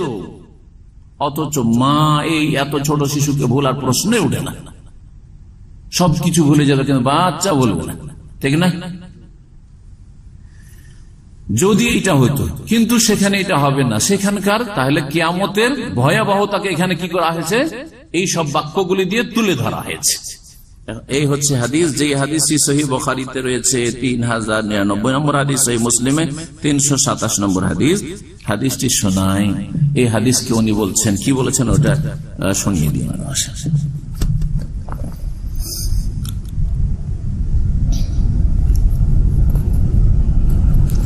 बोलते अगरचे उसकी सनद ज़ईफ है मगर कुरान से मुताबिकत उसके ज़ाफ को दूर कर देती है। বলছেন যে আলকামার সাবি যে উক্তিগুলি সেগুলো যদিও সনদ জয়ীফ, কিন্তু কোরআনের মোতাবেক মানে অনুকূলে হওয়ার কারণে ওর দুর্বলতা নেই, ওইটাই ঠিক। और ये दूसरी रिवायत गो सनदन कवी तर है, এই যে রিওয়ায়াত যেটা বুখারীতে শোনাবো সেটা সনদের দিকে যদিও শক্তিশালী, लेकिन कुरान के जाहिर बयान से आदाय मुताबिकत उनको ज़ईफ कर देती है। কোরআনের যেহেতু অনুকূলে নয় সেই জন্য সহিহ হইল সেটাকে জয়ীফ করে দিচ্ছে। তাহলে আমাদের তৃতীয় খণ্ডের আলোচনা হলো, এখন হাদিসটা শোনাই সহিহ বুখারীতে কি আছে। সহিহ বুখারীতে আছে আবু সাঈদ খুদরী রাদিয়াল্লাহু তাআলা আনহু থেকে বর্ণিত, তিনি বলছেন কালা রাসূলুল্লাহ ইয়াকুলুল্লাহু ইয়া আদম, আল্লাহ তাআলা বলবেন কিয়ামতের দিন, হে আদম, ফায়াকুল লাব্বাইক ওয়া সাদিক ওয়াল খায়রু ফি ইয়াদাইক, কালা ইয়াকুল আখরিজ বাসান্নার, জাহান্নামীদেরকে বের করো হাশরের মাঠে। কালা ওমা বাসান্নার, জাহান্নামীর কারা, কতটা বের করব? কালা মিন কুল্লি আলফিন 999 1999 জন। ফাযাকা হিনা ইয়াসিবুস সাগীর, যখন ছোট শিশু কি হয়ে যাবে, বুড়ো হয়ে যাবে, বৃদ্ধ হয়ে যাবে। ওয়াতাযাউ কুল্লু যাতি হামলিন হামলাহা, আর গর্ভধারণকারিণী গর্ভপাত করে দিবে। ওয়াতারান নাসা সুকারা, আর লোকেরা সব কি হয়ে যাবে, সেন্সলেস, বেহুশ হয়ে যাবে। ওমা হুম বিসুকারা, কিন্তু আসলে তারা বেহুশ হয়নি, কিন্তু বেহুশ হয়েছে কিসে, হুঁশ হারিয়ে দিয়েছে কিসে, ভয়াবহতা, কিয়ামতের ভয়াবহতায়। ওয়ালাকিন্না আযাবাল্লাহি শাদীদ, তবে আল্লাহর আযাব শক্ত। এই ছিল হাদিস, যে হাদিসকে মওদুদী সাহেব অস্বীকার করেছেন। আর একটি হাদিস দিয়ে শেষ করেছি, সময় লম্বা হয়ে যাচ্ছে। 337 নম্বর পৃষ্ঠা, 337 নম্বর পৃষ্ঠা। খণ্ড হচ্ছে চতুর্থ খণ্ড, উর্দুতে হচ্ছে চতুর্থ খণ্ড। আর সূরা বলি দিই আপনাদেরকে, সূরা হচ্ছে সূরায়ে সাদ। ঘটনা হচ্ছে সুলাইমান আলাইহিস সালামের ঘটনা। কার ঘটনা? সুলাইমান আলাইহিস সালামের ঘটনা, সুলাইমান আলাইহিস সালামের রাজত্বের ঘটনা। জি, আয়াত নম্বর হচ্ছে 35। সুলাইমান আলাইহিস সালামের দোয়া, বলেছেন কালা রব্বিগফিরলি, সুলাইমান আলাইহিস সালাম কি বলেছিলেন? আল্লাহ আমাকে ক্ষমা করে দাও, ওয়া হাবলি মুলকান, আমাকে এমন রাজত্ব দান করো, লা ইয়ামবাগি লি আহাদিন বাদি, আমার পরে কারো জন্য যেন সেটা না হয়। ইন্নাকা আনতাল ওয়াহাব, নিশ্চয় তুমি মহান দাতা। এই আয়াতের তাফসীরে বলছেন তিনি, হাদিস, কোন হাদিসটাকে অস্বীকার করেছেন? সুলাইমান আলাইহিস সালামের সম্পর্কে যে হাদিসটা তিনি বলেছিলেন কসম করে যে আমি এই কাজটি করব। সহিহ বুখারীতে এই হাদিসটি রয়েছে 7 জায়গায় হাদিসটি রয়েছে। সহিহ মুসলিমে 3 জায়গায় রয়েছে হাদিসটি। আর এই হাদিসটিকে বলছেন যে ভিত্তিহীন, হতেই পারে না, সুলাইমান আলাইহিস সালামের ক্ষেত্রে এটা হতে পারে না। হাদিসটা শুনে তারপরে পড়ে শোনাবো ওনার কথা। হাদিস বলছেন আবু হুরায়রা রাদিয়াল্লাহু তাআলা আনহু বর্ণিত, কালা বলছেন তিনি যে কালা সুলাইমান ইবনে দাউদ আলাইহিস সালাম, দাউদ আলাইহিস সালামের ছেলে সুলাইমান আলাইহিস সালাম নবী বললেন একদিন, লা আতুফান্নাল লাইলাতা, অবশ্যই আজকের রাতে আমি প্রদক্ষিণ করব, চক্কর লাগাবো। কোথায়? বেমিআতি ইমরাআতিন, 100 আমার স্ত্রী আছে তাদের কাছে। 100 স্ত্রী, এখানে ইমরা বলা হয়েছে, স্ত্রী হতে পারে আর দাসী মিলিও হইতে পারে। আর সেই যুগে আগের দিনে তখন বেশি বিবাহ জায়েজ ছিল। কোন কোন রিওয়ায়াতে মেয়া 100 স্ত্রীর কথা রয়েছে, কোনটাতে 90 রয়েছে, কোনটাতে 70 রয়েছে, আবার কোনটাতে 60 রয়েছে, যে রিওয়ায়াতগুলি রয়েছে। কিন্তু মোট কথা তার স্ত্রী অনেক ছিল, বোঝা যায়। তো তাদের কাছে, প্রত্যেকের কাছে এক রাতে ওই দিনে কসম করলেন যে আজকে প্রত্যেক স্ত্রীর ঘরে যাব, তাদের সাথে আমি মিলিত হব, সহবাস করব। নিয়ত সৎ কি যে আর তারা গর্ভধারণ করে, প্রত্যেকে গর্ভধারণ করবে, আর এক রাতে সবাই গর্ভধারণ করে ছেলে ভূমিষ্ঠ হবে, যারা প্রত্যেকে আল্লাহ রাস্তায় জিহাদ করবে। আল্লাহ রাস্তায় কি করবে? জিহাদ করে, সব মুজাহিদ হবে, অসরোহী হবে। বলছেন যে আমি 100 স্ত্রীর কাছে আজকে প্রদক্ষিণ করব, তাহলে তো কুল্লু ইমরাতিন গোলামান, তাদের প্রত্যেকে একটা করে বালক জন্ম দিবে, ছেলে সন্তান, ইউকাতিল ফি সাবিলিল্লাহ, যারা আল্লাহর রাস্তায় লড়াই করবে। ফাকারাহু মালাকু, ফেরেশতা হঠাৎ করে চলে আসলেন, এসে বললেন কুল ইনশাআল্লাহ, আরে ইনশাআল্লাহ বলো, ইনশাআল্লাহ বলুন। ফালাম ইয়াকুল, কিন্তু উনি থেকে গেলেন বেখেয়াল, বললেন না। ওয়ানাসিয়া, ইচ্ছা করে নয়, ভুলে গেছেন বলতে। অনেক সময় আমরা কথাতে থেকে যাই বেখেয়াল নিতে, ভুলে থেকে গেলেন। ওয়ানাসিয়া ফাআতাফা বিহিন্না, তারপরে রাত হলো, রাত্রে 100 বিবির কাছে তিনি গেলেন। ওয়ালাম তালিদ মিনহুন্না ইল্লা ইমরাআ, কিন্তু 100 জনের মধ্যে একজন ছাড়া কেউ গর্ভধারণ করলো না, কেউ গর্ভধারণ করলো না। একজন স্ত্রী যে গর্ভধারণ করলো, সেও কি হইলো? বাচ্চা নিসফ ইনসানিন, অর্ধাঙ্গের, অসম্পূর্ণ বাচ্চা। এতে রয়েছে শিক্ষুন বা শিক্ষুন, অসম্পূর্ণ বাচ্চা ভূমিষ্ঠ হলো, যেটা কোনো কাজের হলো না বা বাঁচলো না। যদি 3 মাসে, 4 মাসে বা 6 মাসে যদি বাচ্চা হয়ে যায়, তাহলে অসম্পূর্ণ বাচ্চা, বিশেষ করে 3-4 মাসে, 5 মাসে। বলছেন যে কালান নবী সাল্লাল্লাহু আলাইহি ওয়াসাল্লাম, তারপর নবী সাল্লাল্লাহু আলাইহি ওয়াসাল্লাম এই হাদিস বর্ণনা করে বললেন লাউ কালা ইনশাআল্লাহ, ওই সময় যদি সুলাইমান আলাইহিস সালাম ইনশাআল্লাহ বলে নিতেন, লাম ইয়াহনাস, তাহলে তার এই কসমটা ভঙ্গ হইতো না, তার যে নিয়তটা সৎ ছিল সেটার বাস্তবায়ন হতো। ওয়াকানা আরজা লিহাজাতিহি, আর তার প্রয়োজন পুরা হওয়ার অধিক আশা করা যেত, যে প্রয়োজন পুরা তার বা উদ্দেশ্য পুরা হয়ে যেত। সহিহ বুখারীতে রয়েছে হাদিস নম্বর 4841, এক জায়গায় রেফারেন্স বলছি, আর সহিহ মুসলিমে 3124। এছাড়াও বললাম যে এই হাদিসটি সহিহ বুখারীতে 7 জায়গায় আর সহিহ মুসলিমে 3 জায়গায় রয়েছে। এই হাদিসকে কিভাবে অস্বীকার করছেন শুনেন। মওলানা মাওদুদী বলছেন সূরা সাদের আয়াত নম্বর কি বললাম মনে আছে? আয়াত নম্বর 35, আয়াত নম্বর 35 এর তাফসীর বলছেন যে जहां तक इस्नाद का ताल्लुक है, हदीस একটু বলে দিই। हजरत सुलेमान अलैहिस्सलाम ने एक रोज कसम खाई, हदीस कि आज रात में अपनी 70 बीवियों के पास जाऊंगा। কোন রিওয়ায়াতে 70 রয়েছে, কোনটা 30 আছে, কোনটা 60 আছে। और हर एक से एक मुजाहिद फी सबिलिल्लाह पैदा होगा, मगर ये बात कहते हुए उन्होंने इंशाअल्लाह ना कहा। उसका नतीजा यह हुआ कि सिर्फ एक बीवी हामिला हुई और उनसे भी एक अधूरा बच्चा पैदा हुआ, असंपूर्ण बच्चा जन्म, जिसे दाई ने लाकर सुलेमान अलैहिस्सलाम से उनके कुर्सी पर डाल दिया। वालकैना अल कुर्सी जैसा तफसीर कुर्सी। ये हदीस हजरत अबू हुरैरा नबी करीम सल्लल्लाहु अलैहि वसल्लम से रिवायत की है और उसे बुखारी मुस्लिम और दूसरे मुहद्दिसिन ने मुतअद्दिद तरीकों से नकल किया, अनेक सूत्रों থেকে।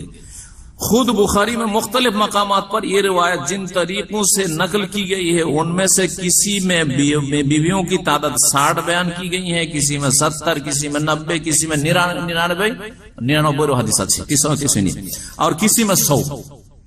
এইভাবে হাদিসগুলো রয়েছে।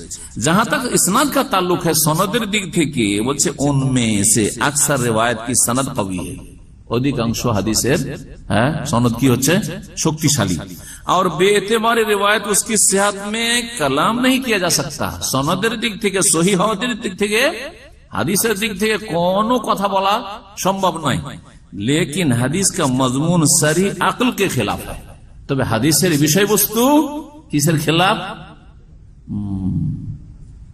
বিবেকের খেলাফ, বিবেক বিরোধী।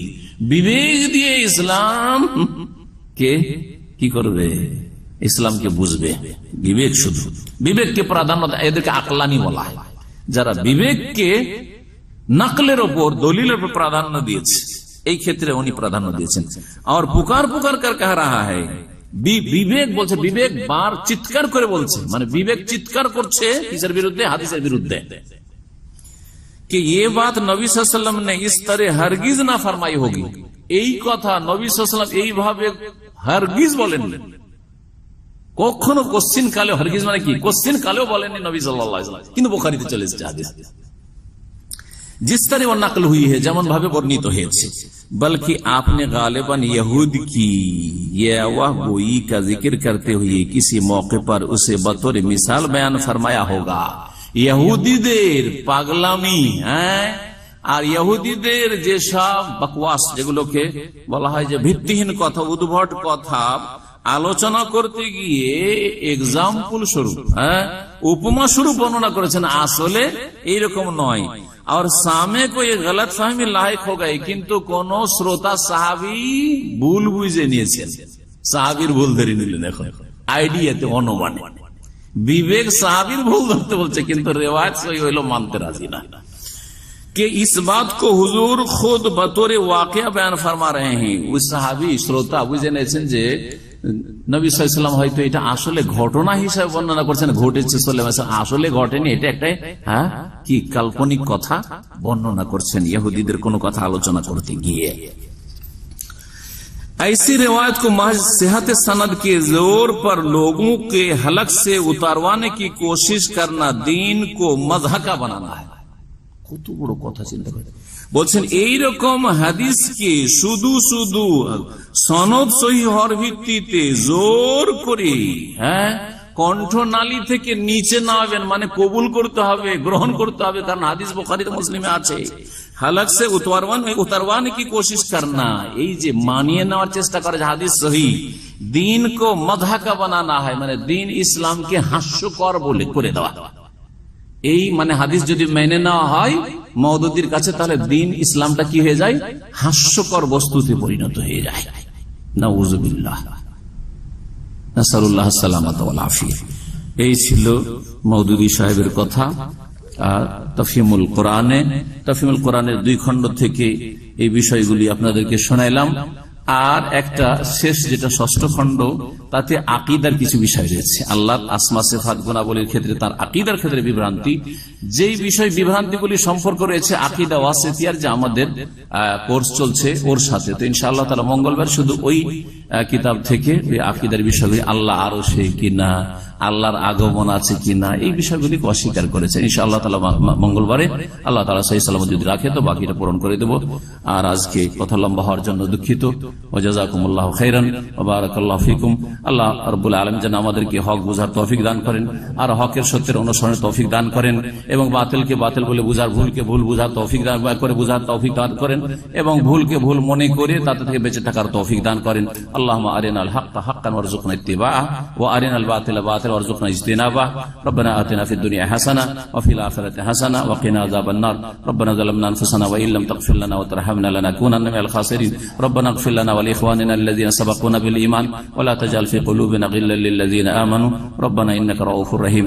শেষখানে আবার দোয়া করছি, মাওলানা মওদুদী সাহেব এই ভুলগুলি করেছেন, তারপরে তিনি একজন মুসলিম, আর এই জন্যই আল্লাহর কাছে দোয়া করি আল্লাহ যেন তার গুনাহ খাতা মাফ করে দেন, এবং তার এই বিভ্রান্তি গুমরাহি থেকে বাকি মুসলিম যারা এখন বেঁচে আছে দুনিয়াতে তাদেরকে ফিরে আসার তৌফিক দান করেন। সুবহান রাব্বিকা রাব্বিল ইজ্জাতি আম্মা ইয়াসিফুন ওয়া সালামুন আলাল মুরসালিন ওয়ালহামদুলিল্লাহি।